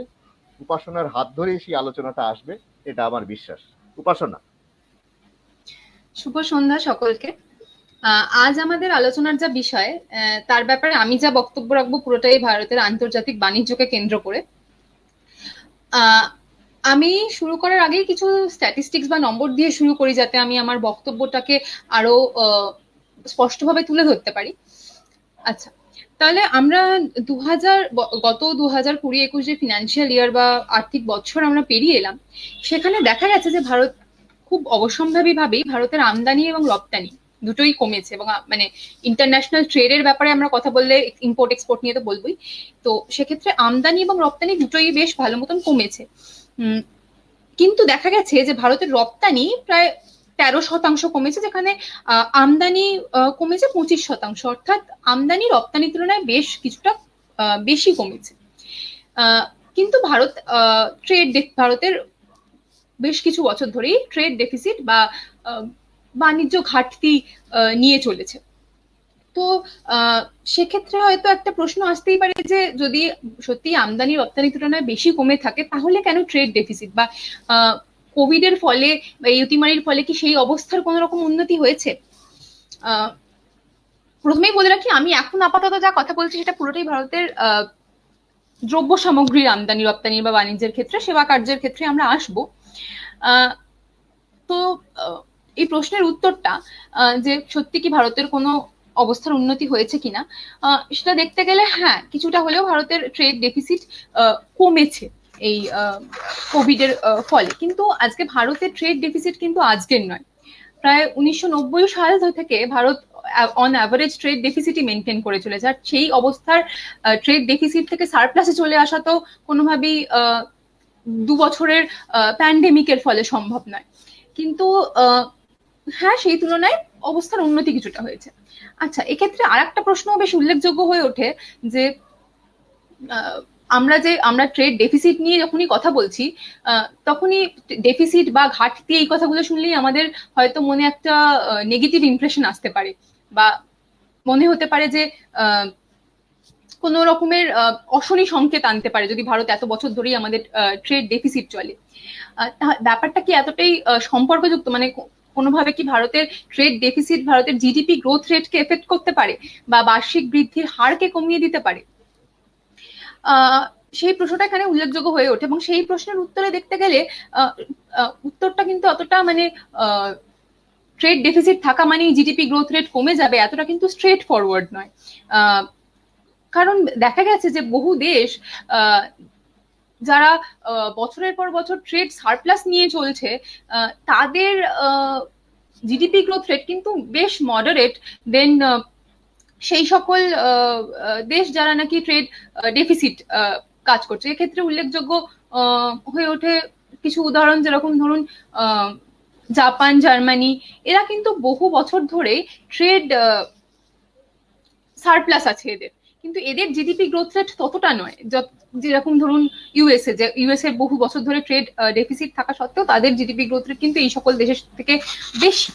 তাই ট্রেড ডেফিসিট থাকা মানেই যে সেটা কোনো রকমের ভারতের সম্ভাবনার বিনাশ ঘটাতে পারে সেইটা ধরে নেওয়াটা এতটা সহজ নয়, বা এই ব্যাপারগুলো অতটাও সম্পর্কযুক্ত নয়। তাই চিন্তার বিষয় হলেও সেটা কিন্তু এই মুহূর্তে অত চিন্তার বিষয় নয়, মানে ট্রেড ডেফিসিট থাকাটা। কারণ আমাদের দেখতে হবে এর পেছনে কারণটাও কি ট্রেড ডেফিসিটের। যদি ধরুন কারণটা এটা হয়ে থাকে যে ভারতের ইকোনমিক এক্সপ্যানশন হচ্ছে এবং সেক্ষেত্রে মানুষের হাতে টাকা পয়সা বেশি আসছে বলে চাহিদা বাড়ছে, এবং চাহিদা বাড়ার ফলে ভারতের মানুষ নির্ভরশীল হয়ে পড়ছে আন্তর্জাতিক বাণিজ্যের উপর, অর্থাৎ বৈদেশিক আমদানির ওপর, সেক্ষেত্রে কিন্তু ট্রেড ডেফিসিট থাকা সত্ত্বেও ভারতের অর্থনৈতিক উন্নয়নের পথটা ঊর্ধ্বমুখী হওয়ার সম্ভাবনাই বেশি। তাই ট্রেড ডেফিসিট মানেই যে খারাপ সেটা কিন্তু আমরা ধরে নিতে পারি না অত সহজেই। আচ্ছা, এতক্ষণ আমি যা বলছিলাম সেটা পুরোটাই ভারতের দ্রব্য সামগ্রীর ক্ষেত্রে। এবার আসি আমি সেবা কার্যের ক্ষেত্রে, কারণ এটা খুবই ইম্পর্টেন্ট এখানে। কারণ ভারতের অর্থনৈতিক উন্নয়ন আমরা জানি তাতে কিন্তু সার্ভিসেস সেক্টরের কন্ট্রিবিউশনটা বেশ খানিকটা। তাই যদি সেবা কার্য কোনো কোভিড এর ফলে কোনো দীর্ঘমেয়াদী ক্ষতি হয়ে থাকে সার্ভিসেস সেক্টরে, সেক্ষেত্রে কিন্তু সেটা একটা বিপদের আভাস হলেও হতে পারে। তাই দেখতে গেলে ভারতের সেবা কার্যের ক্ষেত্রে কিন্তু ভারত নেট এক্সপোর্টার। তাই আমাদের এই বিষয়ে আরেকটু বেশি মানে সচেতন হওয়া বেশি চিন্তার বিষয় হয়ে উঠতে পারে সার্ভিসেস সেক্টরের গ্রোথ বা সার্ভিসেস সেক্টরের এক্সপোর্ট। আবার সার্ভিসেস সেক্টরের একটি অন্যতম ইন্টিগ্রাল পার্ট হচ্ছে আইটি সার্ভিসেস সেক্টরের এক্সপোর্ট। কারণ ভারতের সার্ভিসেস সেক্টরের গ্রোথটা কিন্তু বেশ কিছুটা তথ্য প্রযুক্তি ক্ষেত্রের গ্রোথের ওপর নির্ভরশীল। দেখা গেছে অতিমারির ফলে আইটি সার্ভিসেস এর এক্সপোর্টটা কিন্তু যতটা আশা করা গেছিল ততটা গ্রোথ হয়নি, মানে এক্সপোর্টের গ্রোথ ততটা হয়নি, কিন্তু ইম্পোর্ট প্রায় একই থেকে গেছে। তাই এক্ষেত্রে এটা কি কোনোভাবে কোনো বিপদের সংকেত আসতে পারে বা কোনোভাবে ভারতের সম্ভাবনার উড়ানকে কিছুটা হলেও পিছিয়ে নিয়ে যেতে পারে? চিন্তার বিষয় কিন্তু এটা নয় যে গ্রোথ কম হয়েছে, কারণ সেটা বহু দেশের ক্ষেত্রেই হয়েছে। আজকে ইউএস, ইউকে, জার্মান, জাপানি, ফ্রান্স এই দেশগুলোর ক্ষেত্রেও কিন্তু সার্ভিসেস সেক্টরের গ্রোথ কিছুটা এফেক্টেড হয়েছে কোভিড এর ফলে। কিন্তু চিন্তার বিষয় এটা যে যেভাবে এই সকল ইকোনমি রিকভার করছে সেভাবে কিন্তু ইন্ডিয়ার রিকভারিটা কিন্তু বেশ মন্থর গতিতে, এই জাপান, জার্মানি বা অন্যান্য যা আমি উদাহরণ দিলাম। তাই এখানে একটা আবার অবসম্ভাবী প্রশ্ন উঠে আসে, তাহলে উপায় কি, কিভাবে এটা থেকে মানে বেরিয়ে আসার কি নীতি নেওয়া যেতে পারে, বা কি ভবিষ্যৎ কিরকম এক্ষেত্রে।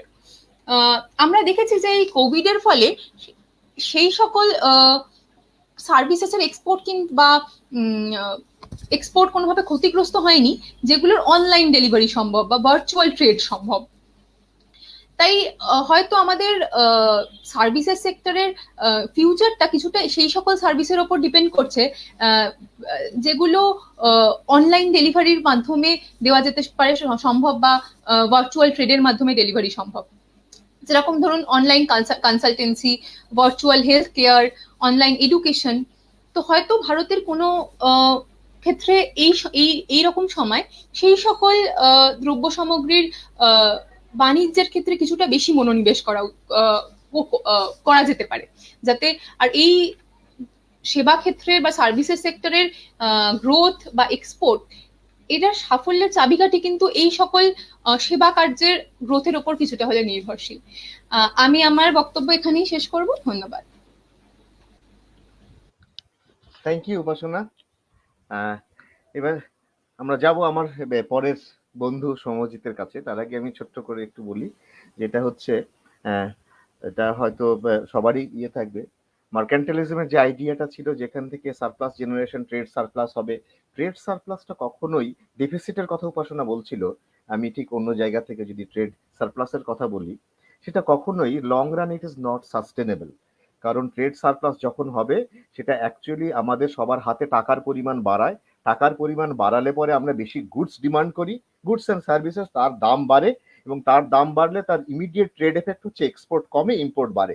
মানে অ্যাকচুয়ালি আমরা ট্রেড ডেফিসিট কিংবা একটা, যে কারণে পরবর্তীতে হিউম, অ্যাডাম স্মিথ, এটা they were very critical of this idea of huge amount of trade surplus, এবং দে ওয়েন্ট ফর দিস, যেমন তোমার ওয়েন্ট ফর সারপ্লাস, তারপরে তোমার মার্কেটটাকে এক্সপ্যান্ড করতে হবে, এগুলো। তো এখানে আমি একটা, যেটা উপাসনা একটু বললো, যে এগ্রিকালচার থেকে আমাদের জাম্পটা আমাদের দেশের ক্ষেত্রে, যেটা এগ্রিকালচার থেকে সার্ভিস, মানে ওই মিসিং মিডল, মানে মিসিং মিডলটা নেই বলে বোধহয় আমরা একটুখানি কেমন কাঁপতে থাকি। যে কোনো কিছু একটা সংকট আমাদেরকে আঘাত না করলেও কাঁপুনিটা চলতেই থাকে। রাষ্ট্রর একটা মানে খুব বড় ভূমিকা এই ক্ষেত্রে থাকা উচিত, ওই মিসিং মিডলটাকে রিএস্টাবলিশ করা, রিকনফার্ম করা। আর মিসিং মিডলের প্রসঙ্গে আরেকটি কথা চট করে মনে এলো, যেটা হয়তো সৌম্যজিৎ কিছুটা বলতে পারে পরে, মিসিং ওমেন। কারণ এই জেন্ডার ইস্যুটাও কিন্তু খুব ইম্পর্ট্যান্ট একটা ইস্যু, যেটা অমর্ত্য সেন বোধহয় 90-এর দশকে, 90-92 সালে বোধহয় Oxford Economic Papers, New York টাইমসের একটা কিছু, কোথাও একটা কিছু লিখেছিলেন, যেখানে মিসিং ওমেন অলমোস্ট 100 মিলিয়ন উনি হিসেব করে তখন দেখিয়েছেন ওমেন মিসিং, মানে যেটা হওয়ার কথা ছিল এক্সপেক্টেড। এবং তার একটা যে এফেক্ট অন চাইল্ড হেলথ, একটা effect, long run effect on productivity, সেটা হয়তো লেবার মার্কেটের ওপর দিয়ে কিছুটা রিফ্লেক্টেড হওয়ার সম্ভাবনা আছে। তো এই জায়গাগুলো পরে হয়তো আমরা আবার আলোচনায় ফিরবো। সম্ভবত ট্রেডের ক্ষেত্রে রিজিওনাল ইন্টিগ্রেশন সম্ভব, নাকি কমপ্লিটলি ডিসইন্টিগ্রেশন সম্ভব গুডসের ক্ষেত্রে কিংবা সার্ভিসের ক্ষেত্রে, দেখা যাক কিভাবে আমরা সেদিকে এগোই। আমরা ঝট করে চলে যাই আমার পরবর্তী বক্তা সৌম্যজিতের কাছে। সৌম্যজিৎ লেবার মার্কেটের নিয়ে গবেষণা করে, লেবার মার্কেটের সঙ্গে বিভিন্ন সোশ্যাল ক্লাস নয়, কাস্ট ডাইমেনশন ওর আলোচনায় আসবে, হয়তো ইন্টারজেনারেশনাল কিছু ইস্যুসও আসবে। তো আমরা শুনে নিই সৌম্যজিতের কাছে ওর দৃষ্টিকোণটা কি ভবিষ্যতের দৃষ্টিকোণের এই আলোচনাতে। সৌম্যজিৎ। ধন্যবাদ বিশ্বজিৎদা। আমি গতকাল অব্দিও ভেবেছিলাম যে আমি মানে জাতি বৈষম্য, কাস্ট ডিসক্রিমিনেশন নিয়ে বলবো, কিন্তু যেটা মনে হচ্ছিল যে প্রসঙ্গগুলো খুব আসছে, মানে যেমন অধ্যাপক শাশ্বতী চৌধুরী এই উত্তরাধিকারের কথা তুললেন, বিশ্বজিৎ দা আপনি মিসিং ওমেনের কথা তুললেন। আমার মনে হয় যে আমরা একটুখানি মানে নারী চর্চা করি, এবং মানে অমর্ত্য সেন তো বোধহয় বলেইছিলেন যে একটা দেশের নারী টিপে দেখতে গেলে নারী সংক্রান্ত বিষয়গুলোর দিকে একটু নজর দেওয়া দরকার। তো আমার আমার যে জিনিসগুলো মনে হচ্ছে এই মুহূর্তে দাঁড়িয়ে, যেমন মানে ওই যে দীপ্র যে প্রসঙ্গটি বলছিল যে এই যে একটা দুটো হয়, এটা নয় ওটা, যে সম্ভাবনার বিনাশ নয় তো সাফল্যের উড়ান, এর ঊর্ধ্বে উঠে কিছু ভাবার কথা। তো সবটাই কিন্তু নিরাশা নয়, সবটাই কিন্তু একদম মানে ডিস্টোপিয়ান ফিউচার এরকম ভেবে নেওয়ার কোনো দরকার নেই। আশাবাদ আছে, এবং সেই আশাবাদের জন্যই তো আমাদের এই গবেষণা, এবং কি করে আরেকটু ভালো থাকা যায়, কি করে আরেকটু আহ, ভালো রাখা যায়, সেই কারণেই তো আমরা এত কিছু করছি। তো সেই প্রসঙ্গে ওই নারীর অর্থনৈতিক অধিকার, মানে নট আ মিয়ার ফিনান্সিয়াল অধিকার, অর্থনৈতিক অধিকার, ইকোনমিক রাইটস, সেইটা এবং নারীর ক্ষমতায়ন, উইমেন এম্পাওয়ারমেন্ট কিভাবে জড়িয়ে, এবং তাতে কিভাবে পলিটিক্যাল লোকনৈতিক বিভিন্ন এজেন্টস সংস্থা, সেটা গ্রাম পঞ্চায়েত হতে পারে, সেটা আহ, গ্রাম পঞ্চায়েতের প্রধান হতে পারেন, তারা কিভাবে রিলেটেড, এই সবগুলো জিনিস কিভাবে ওতপ্রোতভাবে জড়িয়ে আছে। যেমন আপনাদের মনে থাকতে পারে যে এই 1956 সালে হিন্দু সাকসেশন অ্যাক্ট, হিন্দু উত্তরাধিকার আইন প্রণয়ন করা হয়েছিল, এবং পরবর্তীকালে সম্ভবত কেরালা প্রথম সেই একটি স্টেট লেভেলে অ্যামেন্ডমেন্ট করে, রাজ্য স্তরে অ্যামেন্ড করে, এবং আস্তে আস্তে ধীরে ধীরে কর্ণাটক, মহারাষ্ট্র, অন্ধ্রপ্রদেশ এরাও সেটা করে, এবং পরবর্তীকালে 1900 আহ 1986 সালে বা 85 সালে পণ বিরোধী আইন, তার একটা অ্যামেন্ডমেন্ট হয়েছিল, সংশোধনী হয়েছিল, এবং 2005 সালে এসে সম্ভবত শুধুমাত্র জম্মু কাশ্মীর বাদ দিয়ে এইটা একটা বিরাট বড় একটা আমব্রেলা আইন, ডোমেস্টিক ভায়োলেন্স অ্যাক্ট, পারিবারিক নির্যাতন বিরোধী আইন, তার মাধ্যমে পরিণত হয়েছে। এবার যদি শুধুমাত্র আমরা পণ পণ বা যৌতুক, এই ব্যাপারটা তো প্রচন্ড একটা খুব ইন্টারেস্টিং একটা টপিক ফর রিসার্চার্স। তো শুধুমাত্র যদি এই পণের ব্যাপারটা দেখি, এবং পণ বা যৌতুক নিয়ে মানে অর্থনীতি কেন, সমাজতত্ত্বে প্রচুর আলোচনা হয়েছে, এবং এটা অনেক রকম মোটিভেশন হতে পারে সেগুলো নিয়েও আলোচনা হয়েছে, যে একজন অলট্রুইস্টিক পেরেন্টস বা বাংলায় কল্যাণময়ী আহ মাতা পিতা ভিজাভি, যদি একজন কোট আন কোট কন্যাদায়গ্রস্ত পিতা মাতার কথা ভাবি, সেক্ষেত্রে choice of investment, whether I should invest in human capital, মানব সম্পদ উন্নয়নের শিক্ষার জন্য খরচ করব, নাকি আমি তার কন্যার বিবাহের জন্য সেই ইনভেস্টমেন্টটা করব, এইটা তো একটা বিশাল বড় আলোচনা রয়েছে। তো ভারতবর্ষ, মানে ইন্ডিয়া নয়, আমি ভারতবর্ষের কথা বলছি, রুরাল যে ভারতটা রয়েছে, সেখানে কি দেখা যাচ্ছে এখনো পর্যন্ত অর্থনীতিবিদরা যা গবেষণা করেছেন, তাতে দেখা যাচ্ছে মিশ্র রেজাল্ট, মিশ্র প্রতিক্রিয়া আছে এই ধরনের আইনগুলো। যেমন ওই 1985 সালের পণ বিরোধী আইনের ওভারঅল কিন্তু একটা দেখা যাচ্ছে যে হ্যাঁ, মানে যৌতুক দেওয়ার প্রবণতা কমেছে, যৌতুক তার যে পরিমাণ ছিল সেটাও কমেছে, কিন্তু গল্পটা এখানেই শেষ হয়ে যাচ্ছে না। এবার যদি আরেকটু গভীরে গিয়ে দেখি, তাতে দেখা যাচ্ছে এই যে এই বিভিন্ন রাজ্যে বিভিন্ন সময়ে যে এই আহ হিন্দু সাকসেশন অ্যাক্ট প্রণয়ন করা হয়েছিল, অ্যামেন্ড করা হয়েছিল, তার জন্য কিন্তু বিভিন্ন রাজ্যে বিভিন্ন রকমের প্রভাব পড়েছে। এবার খুব স্বাভাবিক যে কেরালায় যে প্রভাব পড়েছে সেইটা হয়তো উত্তরপ্রদেশে পড়বে না, আমি সামগ্রিকভাবে ওই রুরাল ভারতবর্ষের কথাটা বলছি। তাতে কি দেখা যাচ্ছে, খুব খারাপ খবর আছে, সেটা হচ্ছে নারীর ইকোনমিক উত্তরাধিকার, যেটা ইকোনমিক রাইটস, সেখানে কিন্তু ওই হিন্দু সাকসেশন অ্যাক্টের সেইভাবে আমরা যাকে বলি স্ট্যাটিস্টিক্যালি সিগনিফিকেন্ট, মানে পরিসংখ্যানগতভাবে উল্লেখযোগ্য কোনো প্রভাব পড়েনি। কিন্তু শুধু এইটুকু বললেই বলাটা শেষ হয়ে যাবে না, এর কিছু গৌণ ভালো প্রভাবও রয়েছে। সেটা কি? এক নম্বর হচ্ছে যে নারীর কোহর্ট বা ব্যাচ যারা সবচেয়ে বেশি উপকারী হতে পারতেন because of this Hindu succession act, তাদের ক্ষেত্রে দুটো ভালো জিনিস ঘটেছে। সেই দলটা আমরা যাকে ডিফারেন্স ইন ডিফারেন্স মেথোডোলজিতে মোস্টলি ট্রিটেড দল হিসেবে বলে থাকি, সেই দলটার ক্ষেত্রে কিন্তু যৌতুক আহ তার পরিমাণ এবং যৌতুক দেওয়ার প্রবণতা বেশ হুহু করে নেমে গেছে। দু নম্বর, এই দলটার তাদের যখন মেয়েবেলা চলছিল, তাদের মধ্যে কিন্তু শিক্ষার যে এডুকেশনাল অ্যাটেইনমেন্ট, মানে শিক্ষাগত যে যোগ্যতা, সেটা কিন্তু অন অ্যাভারেজ 2 থেকে 3 বছর বেড়েছে। এবার আপনি বলতেই পারেন যে মানে 2 থেকে 3 বছর শিক্ষাগত যোগ্যতা বেড়েছে আর এমন কি, মানে এই নিয়ে হিউম্যান ক্যাপিটাল লিটারেচারে প্রচুর আলোচনা হয়েছে, এবং এইটা মানে এমন কি নয়, এটা বিশাল বড় একটা মানে উত্তরণ যাকে বলে, এবং হিউম্যান ক্যাপিটাল লিটারেচার এই নিয়ে প্রচুর আলোচনা করেছে। তো এই 2 থেকে 3 বছর শিক্ষাগত যোগ্যতা বাড়ার ফলে যেটা হয়েছে, একটা চেইন ইফেক্টের সচেতনতার প্রসঙ্গ এসেছে। এবার এটা তো গেলো প্রথাগত শিক্ষা। এই প্রথাগত শিক্ষার বাইরে গিয়েও তো অনেক সচেতনতা আছে। সেই সচেতনতার জায়গায় আমাদের স্টেটের কি ভূমিকা, বা ফেডারেল গভর্নমেন্টের কি ভূমিকা, বা লোকাল গভর্নমেন্টের কি ভূমিকা? বস্টন বিশ্ববিদ্যালয়ের রেচেল ব্রুলিয়ে, উনি একটা দারুণ কাজ শুরু করেছেন, এবং মানে আমার সৌভাগ্য হয়েছে সেই কাজটা একটু দেখার। উনি যেটা করছেন যে ওই আহ, নারীর যে আসন সংরক্ষণ এট দা পঞ্চায়েত লেভেল, সেইটার জন্য এই নারীর ক্ষমতায়নের কি কি ভালো মন্দ প্রভাব পড়েছে, আদৌ কি আমরা নারীর ক্ষমতায়ন নিয়ে মানে কথা বলতে পারছি, বা সেই পলিটিক্যাল ভয়েসটা কি আদৌ তৈরি হচ্ছে? তো এই প্রসঙ্গে আমার মানে কিছু রেজাল্ট আমার খুব বলতে ইচ্ছা করছে। তো রেচেল যেটা দেখাচ্ছেন যে হয়তো ওভারঅল সেরকম কিছু নাড়াচাড়া পড়ছে না, হয়তো কোনো কোনো জায়গায়।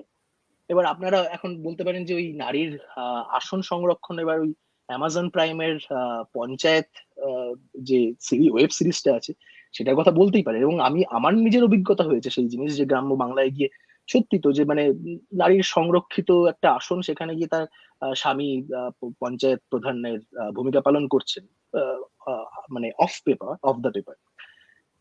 কিন্তু রেচেল যেটা দেখাচ্ছেন, এটা খুব সুন্দর ডেটা সেট নিয়ে কাজ করছেন উনি। রেচেল যেটা দেখাচ্ছেন যে এই যে যে জায়গাগুলোয় আহ, নারী আহ, পঞ্চায়েতের প্রধান, সেখানে তারা এক ধরনের গেট কিপার হিসেবে কাজ করছেন, মানে বাংলায় বলতে গেলে দারোয়ান। সেই দারোয়ানগিরিটা কি, একটা খুব ইন্টারেস্টিং তথ্য উঠে আসছে যে আহ, এই যে জমি জমা সংক্রান্ত, উত্তরাধিকার সংক্রান্ত যে আহ, বিবাদ, ঝামেলা, ঝগড়াঝাটি, এই কলহ, এইগুলো কিন্তু কোর্টের চোখে, মানে আইনের চোখে কিন্তু এর পরিসংখ্যানটা বাড়ছে। এবার আপনি বলতেই পারেন যে মানে ঝগড়াঝাটি বাড়ছে, এর মধ্যে ভালো কি আছে? ভালোটা এটাই যে এটা একটা সফট সিগন্যাল হতে পারে অ্যাবাউট সচেতনতা। মানে ধরুন আমি একজন নারী হয়ে আমি যদি ওই হিন্দু সাকসেশন অ্যাক্টের যে সুফল সেটা উপভোগ করতে না পারি, আমি যেটা আগে বলার সুযোগ পাচ্ছিলাম না, যে আমার পঞ্চায়েত প্রধান যে, যিনি একজন পুরুষ, এবং পিতৃতান্ত্রিকতার এই প্যাচে পড়ে আমি যেটা বলার সুযোগ পাচ্ছিলাম না, সেই ইকোনমিক ভয়েস বা পলিটিক্যাল ভয়েস বা লোকনৈতিক ভয়েসটা আমাদের কিন্তু একটু স্ট্রং হচ্ছে। এবার খুব স্বাভাবিক, মানে পিতৃতান্ত্রিকতা তো এই জিনিসটা নিয়ে খুব একটা মানে ভালো ভালো লাগবে না তার। তো তার ফলে একটা মানে এর এর বিরোধিতা আসবে, অনেক কিছুই আসবে, এবং তার ফলে এই বিবাদ, ঝগড়াঝাটি, তর্ক বিতর্ক, এগুলো উঠে আসবে। এবার এই প্রসঙ্গে আরো দুটো জিনিস মানে আমার এক্ষুনি মনে পড়ছে, যেমন পুনর্জিৎ রায়চৌধুরী দুর্দান্ত কাজ করেন, মানে ওদের একটা কাজ, ও এবং সম্ভবত গৌরব ধামিজা, আইআইটি দিল্লি, ওদের একটা কাজ পড়ছিলাম।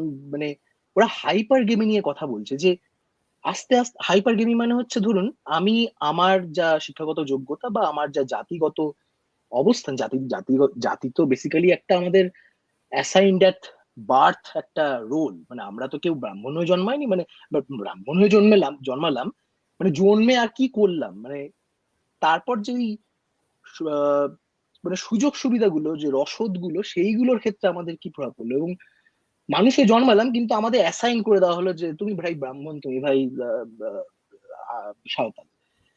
তো এই পুনর্জিতদের আহ, গবেষণায় যেটা উঠে এসেছে, যে হাইপার গেমের আলোচনা, এই জিনিসটা বদলাচ্ছে।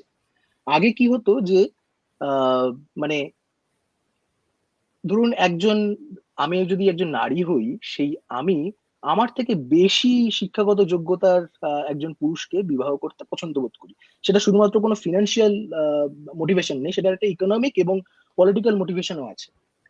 কিন্তু বর্তমান ভারতবর্ষে কিন্তু সেই জিনিসটা একটু বদলেছে। এবার এই প্রসঙ্গে আহ, আরো অনেক পেপারের কথাই, আরো অনেক গবেষণাপত্রের কথাই বলা যেতে পারে। আহ তো ওরা যেটা দেখাচ্ছে, এই বদলের ফলে কিন্তু ওই পারিবারিক নির্যাতনও একটু বদলেছে, মানে তারও কিন্তু একটু সংখ্যা বেড়েছে। মানে ধরুন, আপনারা যদি অভিমান সিনেমার কথাটা মনে মনে পড়ে, যে একজন সাকসেসফুল নারী যদি একজন সাকসেসফুল পুরুষের থেকে বেশি উপার্জন করেন, তাহলে পিতৃতান্ত্রিকতায় কোথায় হাতে ঘাটা লাগে। তো তো সেই মানে এখন এই বিবাহ, সো কল্ড গ্যারি বেকারের ম্যারেজ মার্কেট, এই নিয়ে প্রচুর গবেষণা হচ্ছে। এবং এই সব কিছু জিনিস খুব ওতপ্রোতভাবে জড়িয়ে রয়েছে। আমি কেন প্রথমে শুরু করলাম যে রুরাল ভারতবর্ষের কথা আমি বলতে চাইছি, তার কারণ এখনো পর্যন্ত যে ডেটা, যে তথ্যগুলো ব্যবহৃত হয়েছে, সেগুলো মোস্টলি রুরাল ইন্ডিয়া, মোস্টলি কেন পুরোটাই রুরাল ইন্ডিয়ার। এবং আপনারা জেনে থাকবেন এনসিএইআর ওদের একটা ডেটা সেট আছে, REDS, rural economic and demographic survey অথবা ডেভেলপমেন্ট সার্ভে। তো মোস্টলি এই ডেটা সেটটা নিয়ে এই কাজগুলো হয়েছে। তাছাড়া আর কি কি ভালো জিনিস হচ্ছে, মানে আশাবাদ, কেন আমি আশাবাদী বলছি, যেমন ধরুন উমেন পুলিশ স্টেশন, এটা কিন্তু ভারতবর্ষে, মানে সারা বিশ্বে Kerala was the first ever state to implement that, এবং সেটা কিন্তু মানে বিশাল বড় একটা ব্যাপার।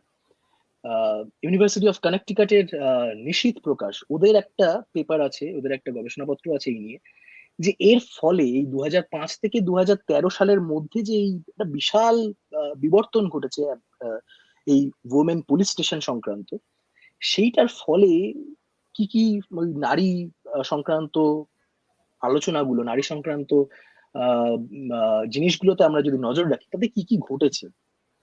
তাতে একটা হচ্ছে এই নারী বিদ্বেষমূলক যে ক্রাইম গুলো আছে, সেইটা রিপোর্টিং বেড়েছে। এবার আগে মানে অনেক সময় আমরা তো বলি যে মানে আহ, সম্ভবত lie, bigger lie and statistics, right? তো ওই স্ট্যাটিস্টিক্স দেখলে, যদি এনসিআরবি ডেটা আমরা দেখি, তাতে কিন্তু মনে হতেই পারে যে আরে ওয়েস্ট বেঙ্গল তো খুব ভালো আছে, আমাদের এখানে কোনো সমস্যা নেই, নারী সুরক্ষা একদম দারুণ আছে।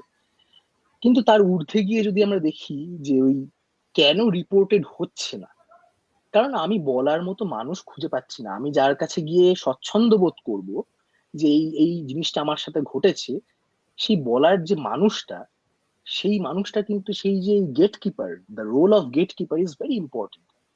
তো ওই নিষিদ্ধের কাজের ইয়েটা কিন্তু আমরা যদি ভাবি, এই এটা একটা রিভলিউশনারি মানে একটা আহ, কি বলবো, intervention in the Indian police system, যে উইমেন্স অনলি পুলিশ স্টেশন। তো যাই হোক, আমি বোধহয় অনেক কথা বলে ফেললাম, আরো অনেক কিছু বলার ইচ্ছা রয়েছে, আহ, হয়তো বলা হবে না। যাই হোক, তবু প্রশ্ন আসুক, আহ, হ্যাঁ, সবাই চেষ্টা বেশ। করবো উত্তর দেওয়ার। হ্যাঁ, তো আমরা প্রশ্নে যাব, তার আগে জাস্ট সৌম্যজিতের জন্য একটি দুটি প্রসঙ্গ আমার মাথায় এসছে, সেটা আমি বলি। যে এই wage disparity, wage inequality male ফিমেলের মধ্যে যেটা, এটা কিন্তু শুধু উন্নয়নশীল কিংবা অনুন্নত দেশের আহ, মানে চিত্র নয়, এটা বড়লোক দেশেও রয়েছে, ইভেন আমেরিকাতেও রয়েছে।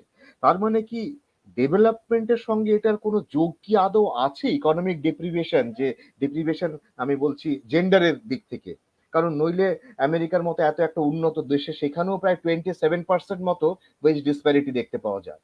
মানে একই কোয়ালিফিকেশনের মেয়েরা যে মাইনে পাচ্ছে তার চেয়ে ছেলেরা বেশি মাইনে পাচ্ছে। এটা একটা জিনিস।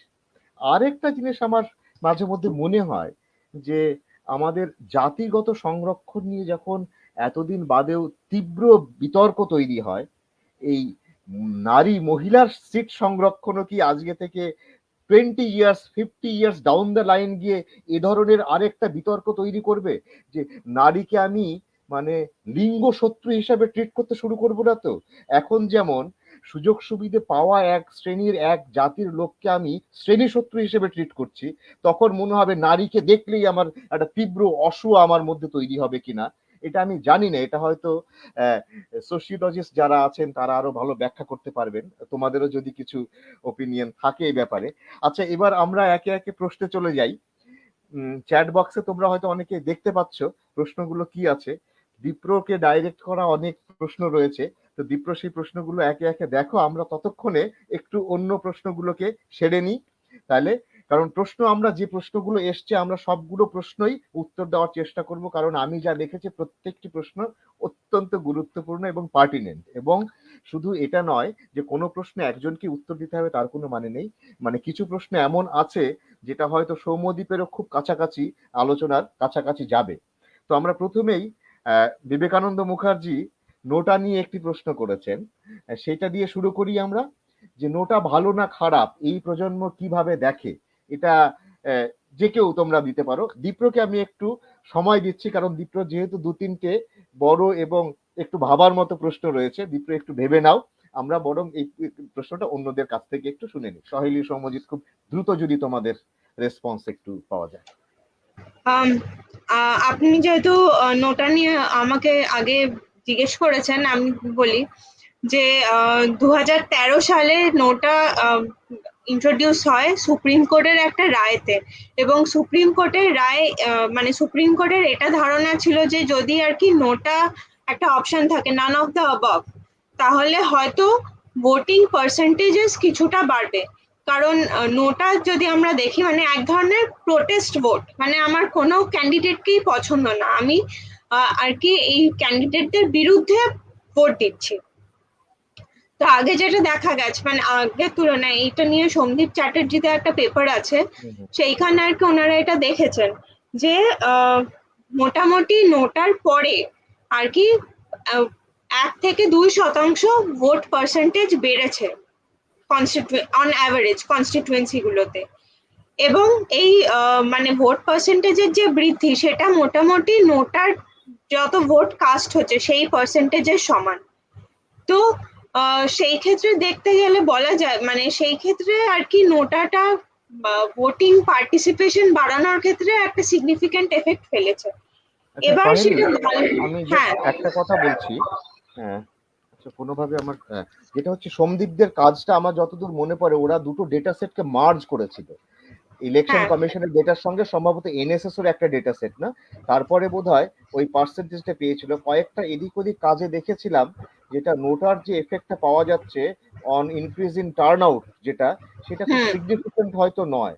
তো ওই দুটো ডেটা মার্জ করে বোধহয় ওরা আরো কিছু ভেরিয়েবল অ্যাড করেছিল, তাই না, এনএসএস এর ডেটা থেকে? ওরা পেপারটা তারপরে রিভাইজ করেছে, মানে যেটা পাবলিশ পেপার যেটা আমি রেফার করছি মানে সেইখানে আর কি ওরা এটা দেখিয়েছে মানে যে এই স্ট্যাটিস্টিক্যালি সিগনিফিক্যান্ট আর কি পজিটিভ এফেক্ট আছে। আর তোমার কি মনে হচ্ছে যে নোটা ভালো না খারাপ, এই প্রজন্ম কিভাবে আমার দেখে? মনে হচ্ছে যে অবশ্যই এটা ভালো, কিন্তু এটা দেখতে হবে মানে এটা একটা গবেষণার বিষয় হতে পারে যে যেইখানে আর কি নোটার পার্সেন্টেজ আর ক্যান্ডিডেটের ভোটিং মানে ভোট জেতার মার্জিন যেখানে খুব কাছাকাছি বা হয়তো নোটার পার্সেন্টেজটা একটু বেশি, সেইখানে আর কি কিভাবে পলিসি চেঞ্জেস হচ্ছে বা আদৌ কোনো এফেক্ট আছে কিনা সেটার, মানে সেটা একটা রিসার্চ কোয়েশ্চেন হতে পারে। সেইটা আর কি অবশ্যই একটা জিনিস।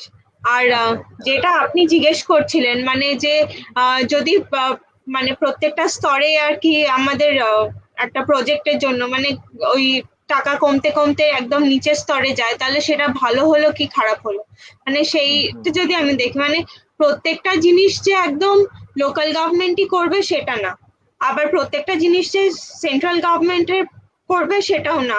আমাদের মানে প্রত্যেকটা পলিসি মেকিং প্রত্যেকটা লেভেলের জন্য রেলিভেন্ট হতে হবে।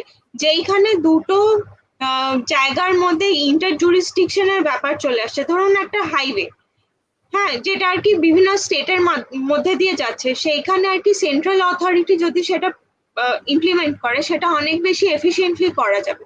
কিন্তু একটা স্কিম যেখানে একদম লোকাল লেভেলের ইনফরমেশন দরকার, তাহলে সেন্ট্রাল গভর্নমেন্টের পক্ষে বা সবসময় স্টেট গভর্নমেন্টের পক্ষে ওই ইনফরমেশনটা কালেক্ট করা অত ইজি হবে না, মানে তাদেরকে সেটা পঞ্চায়েতের মাধ্যমেই করতে হবে। তো সেইখানে পঞ্চায়েত সেটা অনেক বেশি এফিসিয়েন্টলি ইমপ্লিমেন্ট করতে পারবে।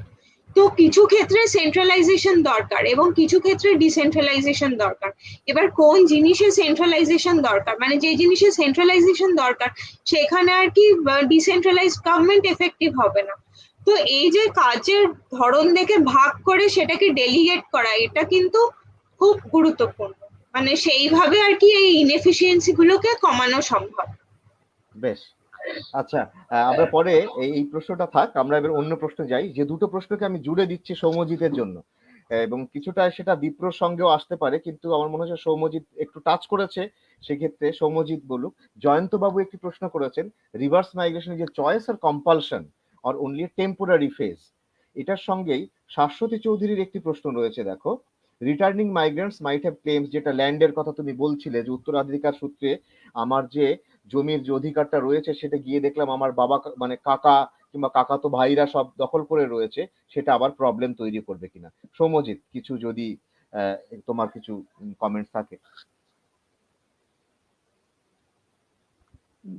জয়ন্ত চ্যাটার্জি প্রশ্নটা মানে reverse migration is a choice or compulsion, এটা খুব ডিফিকাল্ট কোয়েশ্চেন। মানে না, কোভিড এটা পরিস্থিতি, এখন তুমি যদি এইভাবে দেখো, কোভিড পরিস্থিতিতে ওরা কি অ্যাকচুয়ালি চয়েস এবং কম্পালশন তো এখানে আসলে গুলিয়ে গেছে একটুখানি, কারণ আমি কম্পালশন বলেই আমার কাছে আর কোনো চয়েস নেই, আমি ফিরে গেছি ওখানে।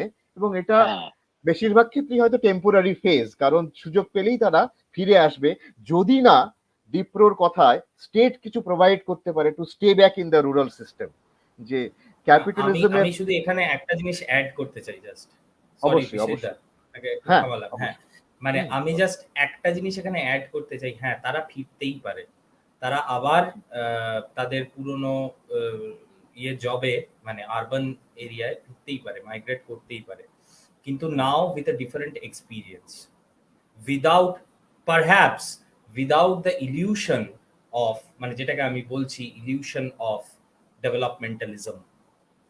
আমি শুধু এটুকুই বলতে চাইছি এই প্রশ্নটার কনটেক্সটে। তারা ফিরতেই পারে ডেফিনেটলি, সেটা ডিপেন্ড করবে অনেক কিছুর উপর। ইটস ওভার অনেক কিছু। ডিটারমিন্ড ডিসিশন, অনেক কিছুর উপর ডিপেন্ড করবে। কিন্তু যদি ফেরে, তাহলে আমি বলবো পারহ্যাপস এটা তারা এখন একটা অন্য এক্সপিরিয়েন্স নিয়ে ফিরবে। That's it. সৌম্যজিৎ, কিছু বলবে নাকি আমরা পরের প্রশ্নে যাব? পরের প্রশ্নে যেতে পারি, আমার মনে হয় বিপ্র আচ্ছা খুব ভালোভাবে উত্তর দিয়েছে এটা। আচ্ছা, ঠিক আছে। আচ্ছা, পরের প্রশ্ন, উপাসনা, তুমি প্রশ্নটি দেখতে পাচ্ছ না, প্রশ্ন আমার কাছে এসছে, সেই প্রশ্নটা আমার হোয়াটসঅ্যাপে এসছে, আমি তোমাকে প্রশ্নটি পড়ছি, হ্যাঁ, একটু মন দিয়ে শুনবে। Hmm, Indo China trade affected হয়েছে both due to pandemic and Indo China political tension.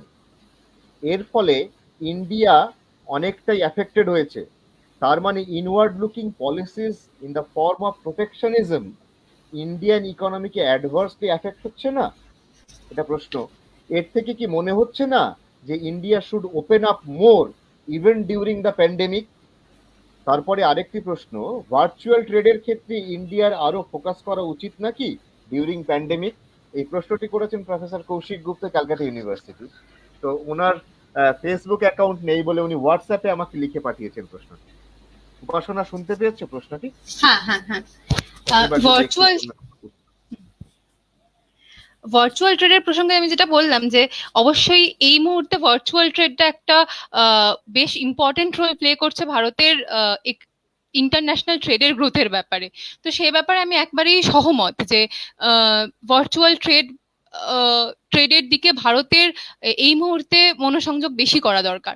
এবং ইন্দো চায়না ট্রেড বা ইনওয়ার্ড লুকিং পলিসি বা প্রোটেকশনিজমের ব্যাপারে যেটা বলা হয়েছে, কোভিড এর ফলে যে ধরনের কোভিড এর ফলে বা তার আগে থেকেই যে ধরনের মেক ইন ইন্ডিয়া বা আত্মনির্ভর ভারত যে ধরনের পলিসি নেওয়া হয়েছে, সেগুলো আমি পার্সোনালি বেশ প্রোটেকশনিজমের থেকেও, প্রোটেকশনিজম ইন্টেন্ট হয়তো কিছুটা হলেও থাকবে স্বাভাবিকভাবেই, কিন্তু এই মুহূর্তে ভারতের প্রডিউসারদের বা ভারতের ট্রেডে হয়তো কিছুটা এই ধরনের, আমার মনে হয় যে এই ধরনের পলিসির দরকার। কারণ কি, ট্রেডের কোভিড এর ফলে যেভাবে এফেক্টেড হয়েছে ট্রেড, সেখানে কিছুটা প্রোটেকশন দরকার। তবে হ্যাঁ, ভারত যেভাবে ট্যারিফ ইম্পোজ করছে বা ভারতের প্রোটেকশনিজম, ট্যারিফ বা নন ট্যারিফ ব্যারিয়ারের কথা যদি আসি, সেটা দেখা যাবে যে কিছুটা হলেও বাড়লেও সেটা কিন্তু কখনোই ডাব্লিউটিও কম্প্যাটিবিলিটি লেভেলের ওপরে যায়নি। তাই প্রোটেকশনিজম একটা temporary increase in protectionism for COVID might be necessary, কিন্তু সেটা দীর্ঘমেয়াদী চিন্তা ভাবনা থাকলে সেটার হয়তো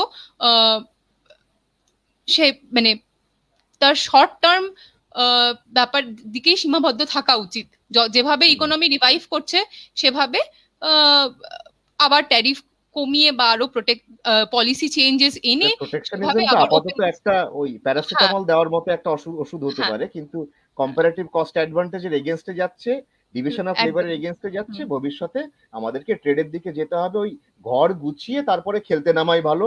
এটাই হচ্ছে মোদ্দা কথাটা, যদি একটু গুছিয়ে বলি আমরা। আচ্ছা, সহেলির জন্য একটি প্রফেসর গুপ্তর একটি প্রশ্ন রয়েছে। সহেলি, হ্যাঁ, আনমিউট করো। হ্যাঁ, আচ্ছা, যে ভারতবর্ষে ভোটিং পার্সেন্টেজ এমনিতেই বেশি, এর জন্য নোটার কি দরকার ছিল? না না, আমি এই বলছি, প্রশ্নটা আমি বলছি, তুমি ও শোনো। আচ্ছা আচ্ছা, আচ্ছা, আমি শুধুই চ্যাট কি বক্স থেকে বলছি। হ্যাঁ না, চ্যাট বক্সে আমার কাছে কোয়েশ্চেনটা এসছে। শুধুই কি সেন্ট্রালাইজেশন অফ পাওয়ার বা করাপশন দায়ী? তা নয়। তা না হলে কেরালা বা মহারাষ্ট্রতে অ্যাফেক্টেড কেস এত বেশি কেন? Awareness of people is also very important. তুমি বোধহয় এটার সঙ্গে একমতই হবে যে অ্যাওয়ারনেসটা খুব এবং সেটার সঙ্গে বোধহয় ট্রাস্টের কথাও তুমি বলছিলে, যে হ্যাঁ সরকারি নীতি এফেক্টিভ হওয়ার জন্য লোকজনের ট্রাস্ট খুব ইম্পর্টেন্ট, যেটা দেখা গেছে দেশের বিভিন্ন অংশে কিছু কিছু ক্ষেত্রে, মানে শুধু পুলিশ লাঠি উঁচিয়ে দৌড়ে গেলেই হয়েছে, কিছু কিছু জায়গায় $150 জরিমানা পর্যন্ত করতে হয়েছে লকডাউনকে এফেক্টিভ করার জন্য, কারণ লোকেরা বিশ্বাসই করে না যে সরকার যেটা করছে তাদের ভালোর জন্য করছে। হ্যাঁ সেক্ষেত্রে যেমন অ্যাওয়ারনেস এবং ট্রাস্ট বোধহয় কোনোটা রিলেটেড। তোমার কি বলছো, তুমি কি একমত এটার সঙ্গে?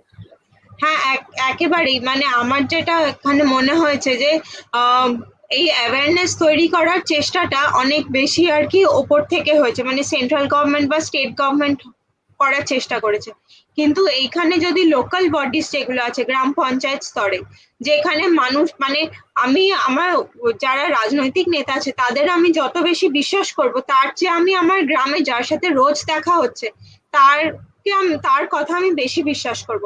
যেমন আমাদের ভোটের যে স্ট্রাকচার আছে, মানে সেইটাতে একখানা স্ট্রাকচার ধরে তো আমরা ভোট দিচ্ছি এত বছর ধরে, সেই স্ট্রাকচারটাকে ইউটিলাইজ করার যে প্রয়োজন সেইটা কিন্তু হয়নি। সেটা এই অ্যাওয়ারনেস তৈরি করার ক্ষেত্রে বা ভ্যাকসিন হেজিটেন্সি সেটাকে দূর করার ক্ষেত্রে, দুটোর ক্ষেত্রেই কিন্তু এই জিনিসটা হয়েছে। তাছাড়া আর কি কোভিড এর যে সিমটমস, মানে এটা আমি অনেকের থেকেই শুনেছি যে তারা ভাবছে যে এটা আর কি একটা সাধারণ জ্বরের মতন আর কি একটা কিছু হচ্ছে।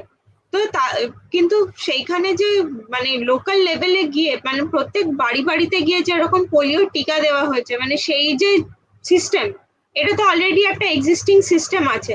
কিন্তু কোথাও আর কি একটা মানে যেই সিস্টেমটা আছে, যারা এখন সরকারে বসে আছে তারা সেই সিস্টেমটাকে ইউটিলাইজ করতে চাইছে না।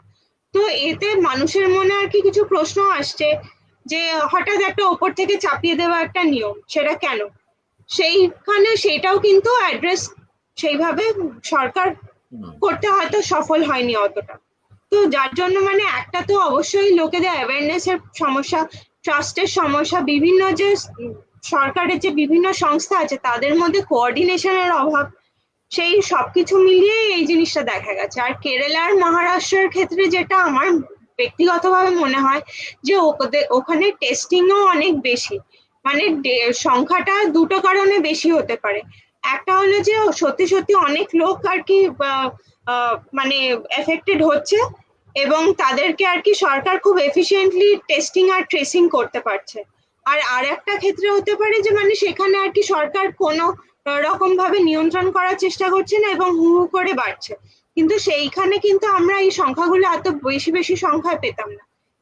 মানে এই কোভিড এর সংখ্যাটা বেশি, এটার কিন্তু একটা পজিটিভ জিনিসও আছে যে আমি বেশি সংখ্যায় লোককে আইডেন্টিফাই করতে পারছি যে এরা আর কি এফেক্টেড এবং তাদের আইসোলেট করতে পারছি। মানে এটা কিন্তু গভর্নমেন্টের ফেলিয়ার ঠিক বলা যায় সেটা কিন্তু নয়, এটা কিন্তু একদিক থেকে সাকসেসফুলও হতে পারে। মানে যেটা ইম্পর্টেন্ট আমাদের দেখতে হবে যে মর্টালিটি রেটও আর কি এই রাজ্যগুলোতে বেশি কিনা। যদি সেটা হয় তখন আর কি বলা যাবে যে কতটা আর কি গভর্নমেন্ট সাকসেসফুল হয়েছে বা ফেল বেশ করেছে। বেশ সহলে বেশ। আচ্ছা, এবার আমরা দীপ্রর কাছে যাই, তারপরে সৌম্যজিতের কাছে আবার ফিরবো, তারপরে সময় থাকলে উপাসনা তোমাদের কাছে আবার ফিরবো। আচ্ছা দীপ্র, প্রথম প্রশ্নটি, এগ্রিকালচারাল কি গ্লোবাল ক্যাপিটালিজমের বাইরে? আমি একবারও সেটা বলবার চেষ্টা করিনি, হয়তো কমিউনিকেট করতে পারিনি। আসলে একটা টার্ম আমি খুব সচেতনভাবে ব্যবহার করিনি, যেটা ব্যবহার করলে হয়তো বুঝতে সুবিধা হতো। সেটা হচ্ছে ওয়ার্ল্ড অফ দি থার্ড। এই টার্মটা আমি ইচ্ছে করে ব্যবহার করিনি, তার কারণ মানে অনেক শ্রোতা হয়তো আছেন যারা অর্থনীতির ছাত্র বা অর্থনীতি চর্চা করেননি, এরকম অনেক শ্রোতা হয়তো থাকবেন, তাদের কাছে এই টার্মটা একটু গন্ডগোলে লাগতে পারে বলে আমি ডেলিভারেটলি ইউজ করিনি। আমি শুধু বলতে চেয়েছি যে এই রিভার্স মাইগ্রেশনটা হচ্ছে from circuits of global capital to the world of the third, that is which is the outside of capital, আমি এটা বলতে চাইছি, এটা তো কমিউনিকেট করতে পারি। আচ্ছা, এই এই প্রসঙ্গে দুটো প্রশ্ন একসঙ্গে তুমি জুড়ে নাও। তুমি যেটা হচ্ছে একটি কৌশিক বাবুর প্রশ্ন রয়েছে যে রিভার্স মাইগ্রেশন, এবং তুমি শাশ্বতী চৌধুরীর প্রশ্নটা আরেকবার অ্যাড্রেস করতে চাইলে, তো সেটা রিভার্স মাইগ্রেশন লাইভলিহুডকে অ্যাডভার্সলি অ্যাফেক্ট করেছে, এটা প্রফেসর গুপ্ত লিখেছেন। তাহলে লেফট পলিটিক্সের সম্ভাবনা কিভাবে রয়েছে, উনি এটা প্রশ্ন করেছেন। এবং শাশ্বতী চৌধুরীর প্রশ্নটা তো কমেন্ট বক্সে তুমি দেখতে পাচ্ছ। সেটা আমি শাশ্বতীদির প্রশ্নটাতে আগে আসি।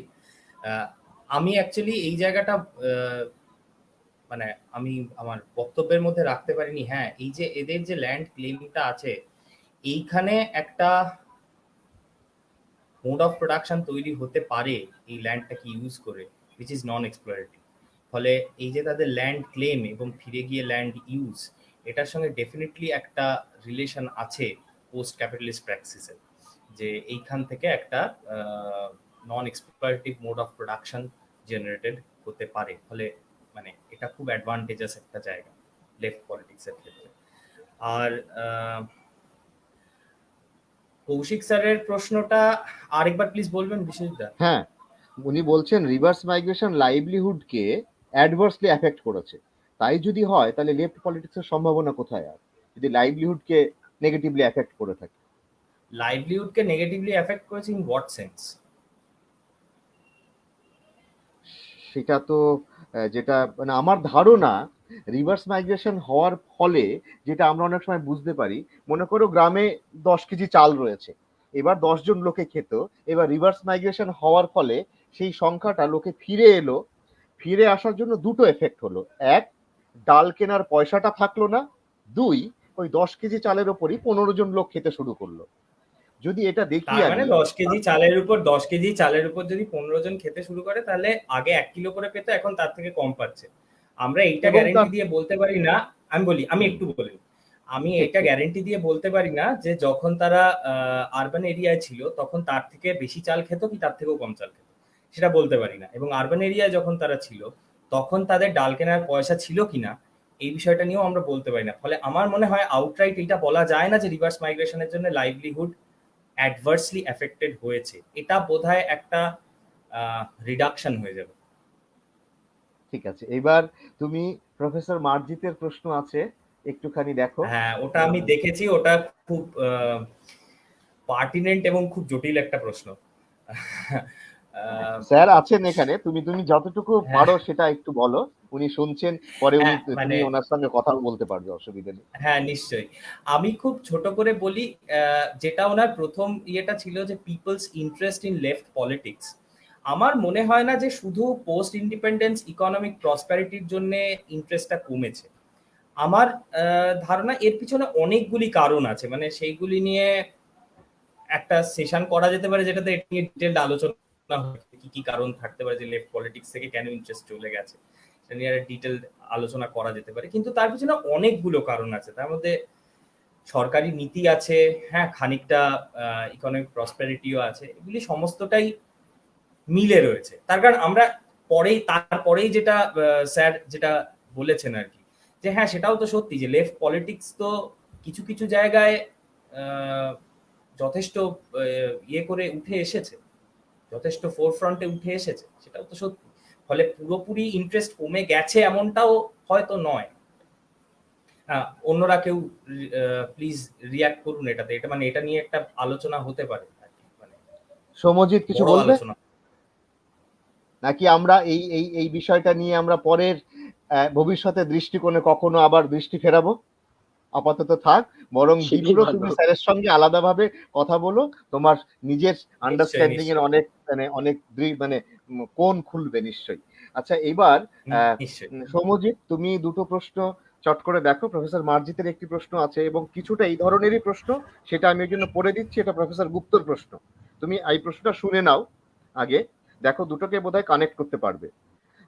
প্রফেসর গুপ্ত লিখছেন, ওয়েস্ট বেঙ্গলে কন্যাশ্রী প্রকল্প সাকসেসফুল হয়েছে, তাই নারী শিক্ষা প্রাধান্য পেয়েছে, কিন্তু প্যান্ডেমিক সিচুয়েশন থেকে ইন্ডিয়াকে ইকোনমিক্যালি সেভ করতে গেলে অন্য অনেক মেজারের মধ্যে একটা হলো মাইগ্রেন্ট ওয়ার্কারদের অল্টারনেটিভ অকুপেশনের ব্যবস্থা করতে হবে।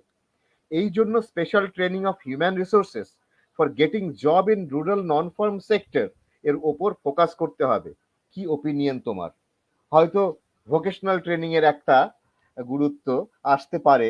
আর এই প্রসঙ্গে আমি একটা ছোট্ট কথা জুড়ে দিই, কারণ সৌম্যজিৎ এর সঙ্গে যোগ আছে এবং বিপ্র কথা প্রসঙ্গে রবি ঠাকুরের কথা বলেছেন, এবং সৌম্যজিৎ তো একটা সময় বিশ্বভারতীতে ছিল। তো রবীন্দ্রনাথ ঠাকুর তার আলোচনার একটা সময়ে যখন উনি শ্রীনিকেতন গড়ে তুলছেন, তখন তার একটা মূল কারণ যেটা ছিল গরিবকে তার দারিদ্র থেকে উদ্ধার করে নিয়ে আসা, তখন কিন্তু তার কোঅপারেটিভ ফার্মিং এর উপর জোর দেওয়ার কথা বলেছিলেন। আবার যখনই কোঅপারেটিভ ফার্মিং এ জোর দেওয়ার কথা বলবো আমরা, তার মানে কিন্তু তখন আবার সেই ইকোনমিক্সের মানে বহু চর্চিত বহু বিতর্কিত বিষয় farm size and productivity debate মানে প্রত্যেকটি রন্ধ্র রন্ধ্র দিয়ে প্রবেশ করতে পারে। তার মানে রুরাল নন ফার্ম সেক্টরের উপর জোর দিতে গিয়ে কি আমরা ভোকেশনাল ট্রেনিং যখন করব তখন কোঅপারেটিভ ফার্মিংটাকেও পাশে আলোচনার মধ্যে আনতে পারি? এটা আমার দিক থেকে একটা বলার থাকলো।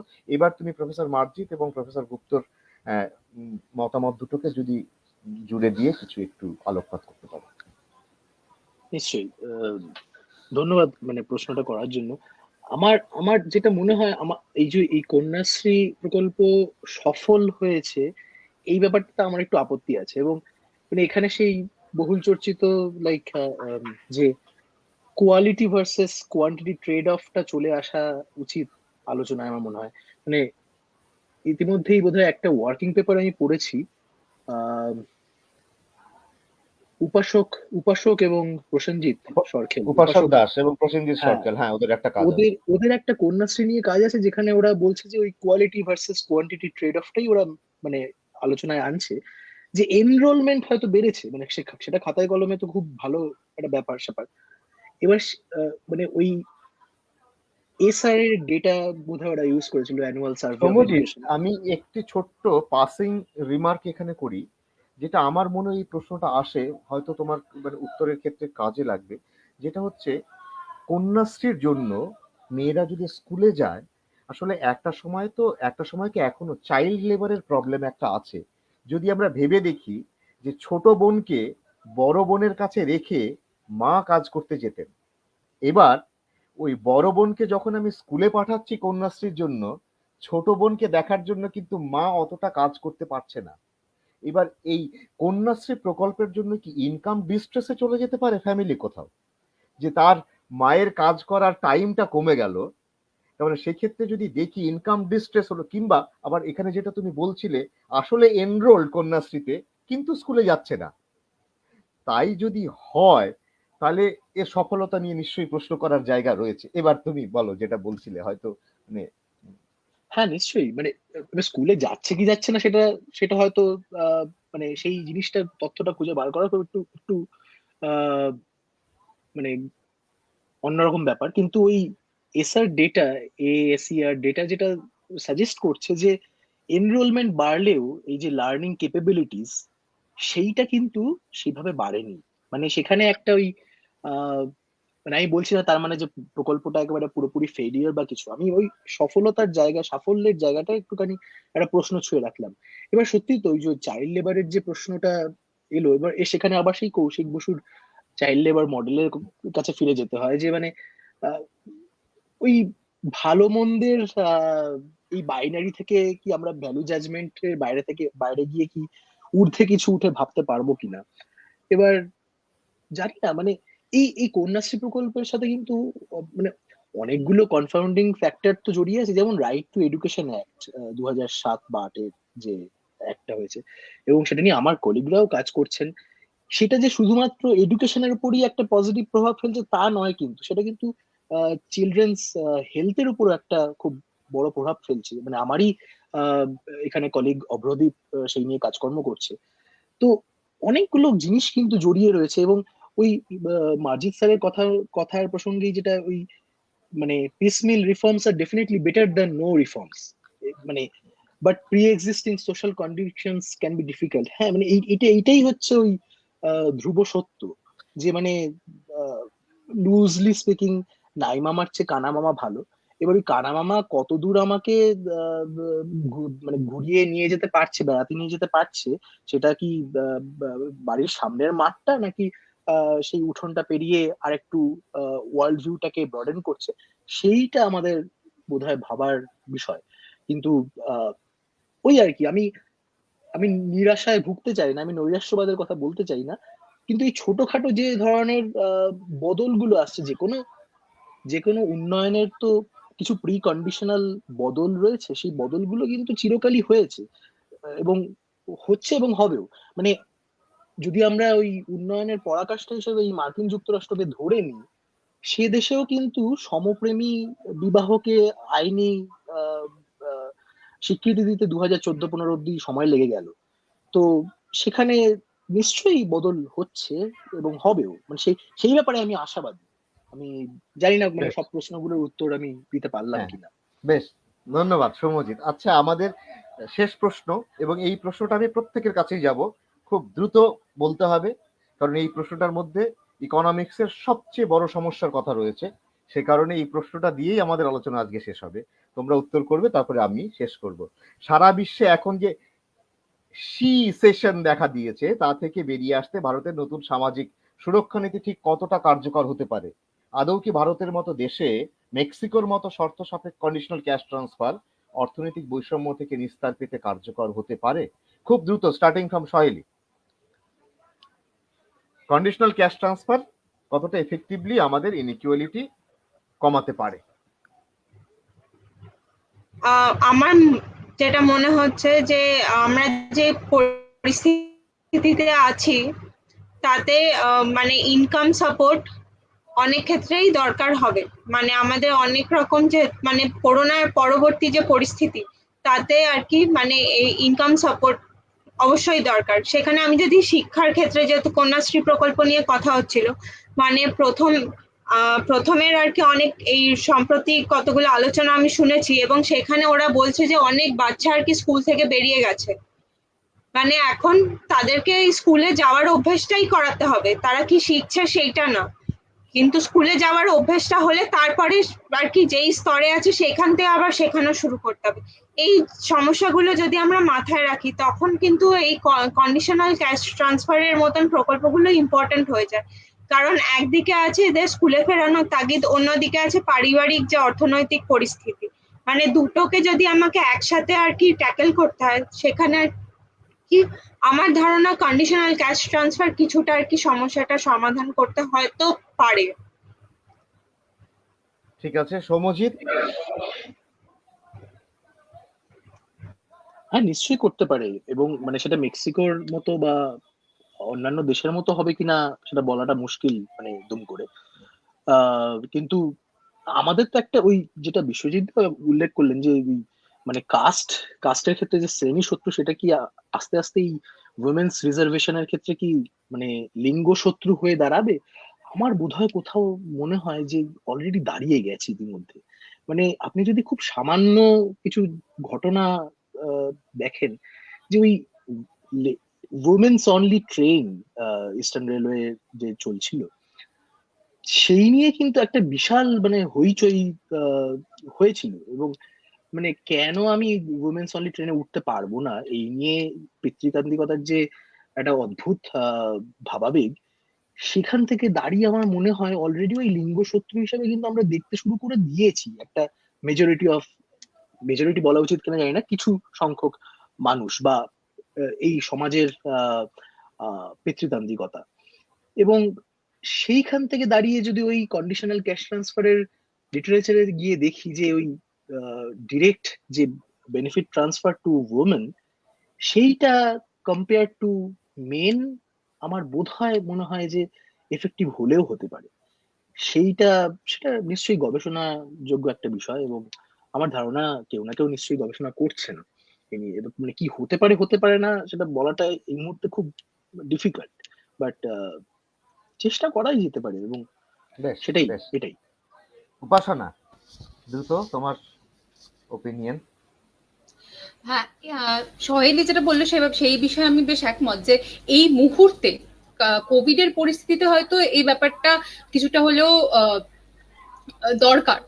কিন্তু আমাদের ইন্ডিয়ান ইকোনমিতে যেটা কারাপশনের যেই প্রবলেমটা বা যে ধরনের চ্যালেঞ্জ গুলো রয়ে গেছে, সেই জিনিসটাকে অতিক্রম করে কতটা ক্যাশ ট্রান্সফারটা রিডিস্ট্রিবিউশনটা সক্ষম হচ্ছে ইনইকুয়ালিটিটা কমাতে, সেই দিকে নজরটা দেওয়া উচিত যে সঠিক হাতে পৌঁছচ্ছে কিনা সেটা। দীপ্র, খুব ঝট করে। আমি আমার সহবক্তাদের সঙ্গে সম্পূর্ণ একমত যে এই ক্যাশ ট্রান্সফার এটা অনেক দিক থেকে অনেক রকম সাহায্য করতে পারে সবাইকে। কিন্তু এই কনটেক্সটেই আমি যদি কেজি স্যারের মানে কৌশিক স্যারের প্রশ্নটাকে একটু ফিরিয়ে আনি, যে কৌশিক স্যার আমার কাছে প্রশ্নটা রেখেছিলেন যে রিভার্স মাইগ্রেশনের ফলে লাইভলিহুডে ডেটোরিওরেশন হয়েছে। আমি যদি উল্টো আর্গিউ করি যে লাইভলিহুডে ডেটোরিওরেশন হয়েছে বলে রিভার্স মাইগ্রেশন হয়েছে, ফলে সেই দিক থেকে দেখতে গেলেও cash transfer can be beneficial. কিন্তু এটা সত্যি ইনইকুয়ালিটি কমাতে পারবে কি পারবে না সে বিষয়ে আই হ্যাভ নো ক্লু। মানে আমি সত্যি বলতে পারবো না, মানে আমার কাছে কোনো উত্তর নেই যে এটা অ্যাট অল ইনইকুয়ালিটি কমাতে পারবে কি পারবে না। বেশ, আসলে কন্ডিশনাল ক্যাশ ট্রান্সফার নিয়ে আলোচনা শেষ করাটা খুব ভালো, কারণ এটার হাত ধরেই বেশ আবার কেনশিয়ান ইকোনমিক্স, ক্লাসিক্যাল ইকোনমিক্স এর বেশ তর্কটা জমে উঠেছে গোটা পৃথিবী যাবতী। কারণ কেউ যদি ট্রানজিশনটা দেখো ম্যাক্রো ইকোনমিক্স এর টেক্সট বইয়ে, কেইনস যখন বলছেন যে এই আমার বক্তব্য, এই আগে যেগুলো চলতো সেগুলোকে আমি তীব্র প্রতিবাদ জানাচ্ছি, কিন্তু এটা সমস্যা ছিল আগে কি চলতো তার কোনো নাম ছিল না। কেইনস নিজেই ওটার নাম দিয়েছিলেন ওটা কি সিস্টেমটা। তো সেই বিতর্ক চলতে থাকুক, এবং আলোচনা অত্যন্ত মনোগ্রাহী হয়েছে বলেই আমার ধারণা। এবং যে প্রশ্নগুলো এসছে, দীপ্র তোমার জন্য প্রফেসর মার্জিতের একটি কমেন্ট আছে, তুমি কমেন্ট বক্সে দেখে নেবে, পরে ওনার সঙ্গে একটু যোগাযোগ করো, কথা বলবে ওনার সঙ্গে যোগাযোগ করো। হ্যাঁ, আমি দেখেছি। হ্যাঁ, বেশ, তো তোমরা তোমাদের প্রত্যেককে আমি ধন্যবাদ জানাই। আজকে অনেক সময়, আমরা 1.5 ঘন্টা, প্রায় 90 মিনিট আমাদের কথা ছিল, 1 ঘন্টার বেশি যাব না, কিন্তু ইকোনমিক্সদের আমাদের এত ডাইমেনশন, এত কথা মাথায় থাকে এবং আমরা বলতে ভালোই বাসি, কারণ মনের কথা বলতে চাই, হীরক রাজার মতো নয়। হীরক রাজার মতামত শুনে, তার আদেশ শুনে আমরা বলবো না, আমরা আমার মনের কথা বলবো, কারণ এটা তো গবেষকের গল্প। গবেষক যে গবেষণা করেছে সেটাই মন খুলে বলবে, আড্ডায় তো সেটারই হওয়ার কথা। তো প্রত্যেককে যারা শুনেছেন, যারা দেখেছেন, প্রত্যেককে ধন্যবাদ জানাই আমার দিক থেকে, অর্থ বিশ্লেষণের তরফে, অর্থ বিশ্লেষণের আড্ডার তরফে, এবং অবশ্যই আমার প্যানেলিস্ট মানে আমার 4 বন্ধু, তরুণ তুর্কি বন্ধু, এরা ভবিষ্যতে খুব দারুণ কাজ করবে, সে কাজ পরে নিজেই গর্ববোধ করব এদের সঙ্গে একদিন আমি আড্ডায় কাটিয়েছিলাম এটা ভেবে, এই আশা আমি করছি। আর তার সঙ্গে আপনাদের সকলকে বলছি, বৈষম্য, অর্থনৈতিক বৈষম্য বিশ্ব জোড়া, তাই যে কথা সবসময় চলছে, আয় আরো বেঁধে বেঁধে থাকি, হাতে হাত ধরে রাখি, কারণ পড়শির খোঁজটাও একটু রাখবেন, পড়শি দেশের খোঁজটাও একটু রাখবেন, কারণ যারে তুমি পশ্চাতে ফেলিছ সে তোমারে পশ্চাতে টানিয়েছে, কারণ টেনে ধরবে। যদি পাশের লোকটির উন্নতি না হয়, তাহলে নিজে একা পৃথিবীতে রাজপ্রাসাদ বানিয়ে করবেন কি? যখন খাবেন মনে হবে একাই খাচ্ছে, দেখার লোকও নেই। সেই ভোগ করাটাও সে কারণে একটা সমাজবদ্ধ জীব তো আমরা, সেই সমাজে যখন থাকতে হয়, আপনার সঙ্গে বসে মন খুলে আনন্দ করার জন্য সহবন্ধু, সহমর্মী, সহকর্মী দরকার। তাই তার জন্য যেটা খুব বেশি দরকার, অর্থনৈতিক এবং সামাজিক বৈষম্য হ্রাস করা। দূরীকরণ সম্ভব নয়, করাপশনের মতো, যেটা উপাসনা বারবার বলছিল, করাপশন দূর করা সম্ভব নয়, ওটা সোনার পাথর বাটির মতো। করাপশন যদি কমানো যায় সেটাই আমাদের কাছে সবচেয়ে ভালো। প্রত্যেকে সবাই তোমরা ভালো থেকো, আপনারা সবাই ভালো থাকবেন। আমরা পরবর্তী ক্ষেত্রে অন্য কোনো দিন অন্য কোনো আড্ডা নিয়ে ফিরবো। আগামীকাল 15ই আগস্ট, স্বাধীনতার প্রাক্কালে, আমরা আশা করি এক বুক স্বপ্ন এবং আশা নিয়ে শেষ করছি আজকের আলোচনা, কারণ প্রত্যেককেই আমাদেরকে দায়িত্ব নিতে হবে বিশ্বজোড়া অর্থনৈতিক বৈষম্য যেন কমে, কারণ কোভিড তার স্বাভাবিক নিয়মেই একদিন পৃথিবী ছেড়ে চলে যাবে। তখনও যারা থাকবো আমরা, তাদেরকে সুস্থ মানসিকভাবে এবং শারীরিকভাবে থাকতে হবে, এবং মানসিক সুস্থতা অনেকটাই নির্ভর করে আমার বন্ধু কেমন আছে তার উপর। তাই বন্ধুত্ব বজায় থাক, আপনারা সবাই ভালো থাকুন। সকলকে আবার ধন্যবাদ জানিয়ে নমস্কার। ধন্যবাদ।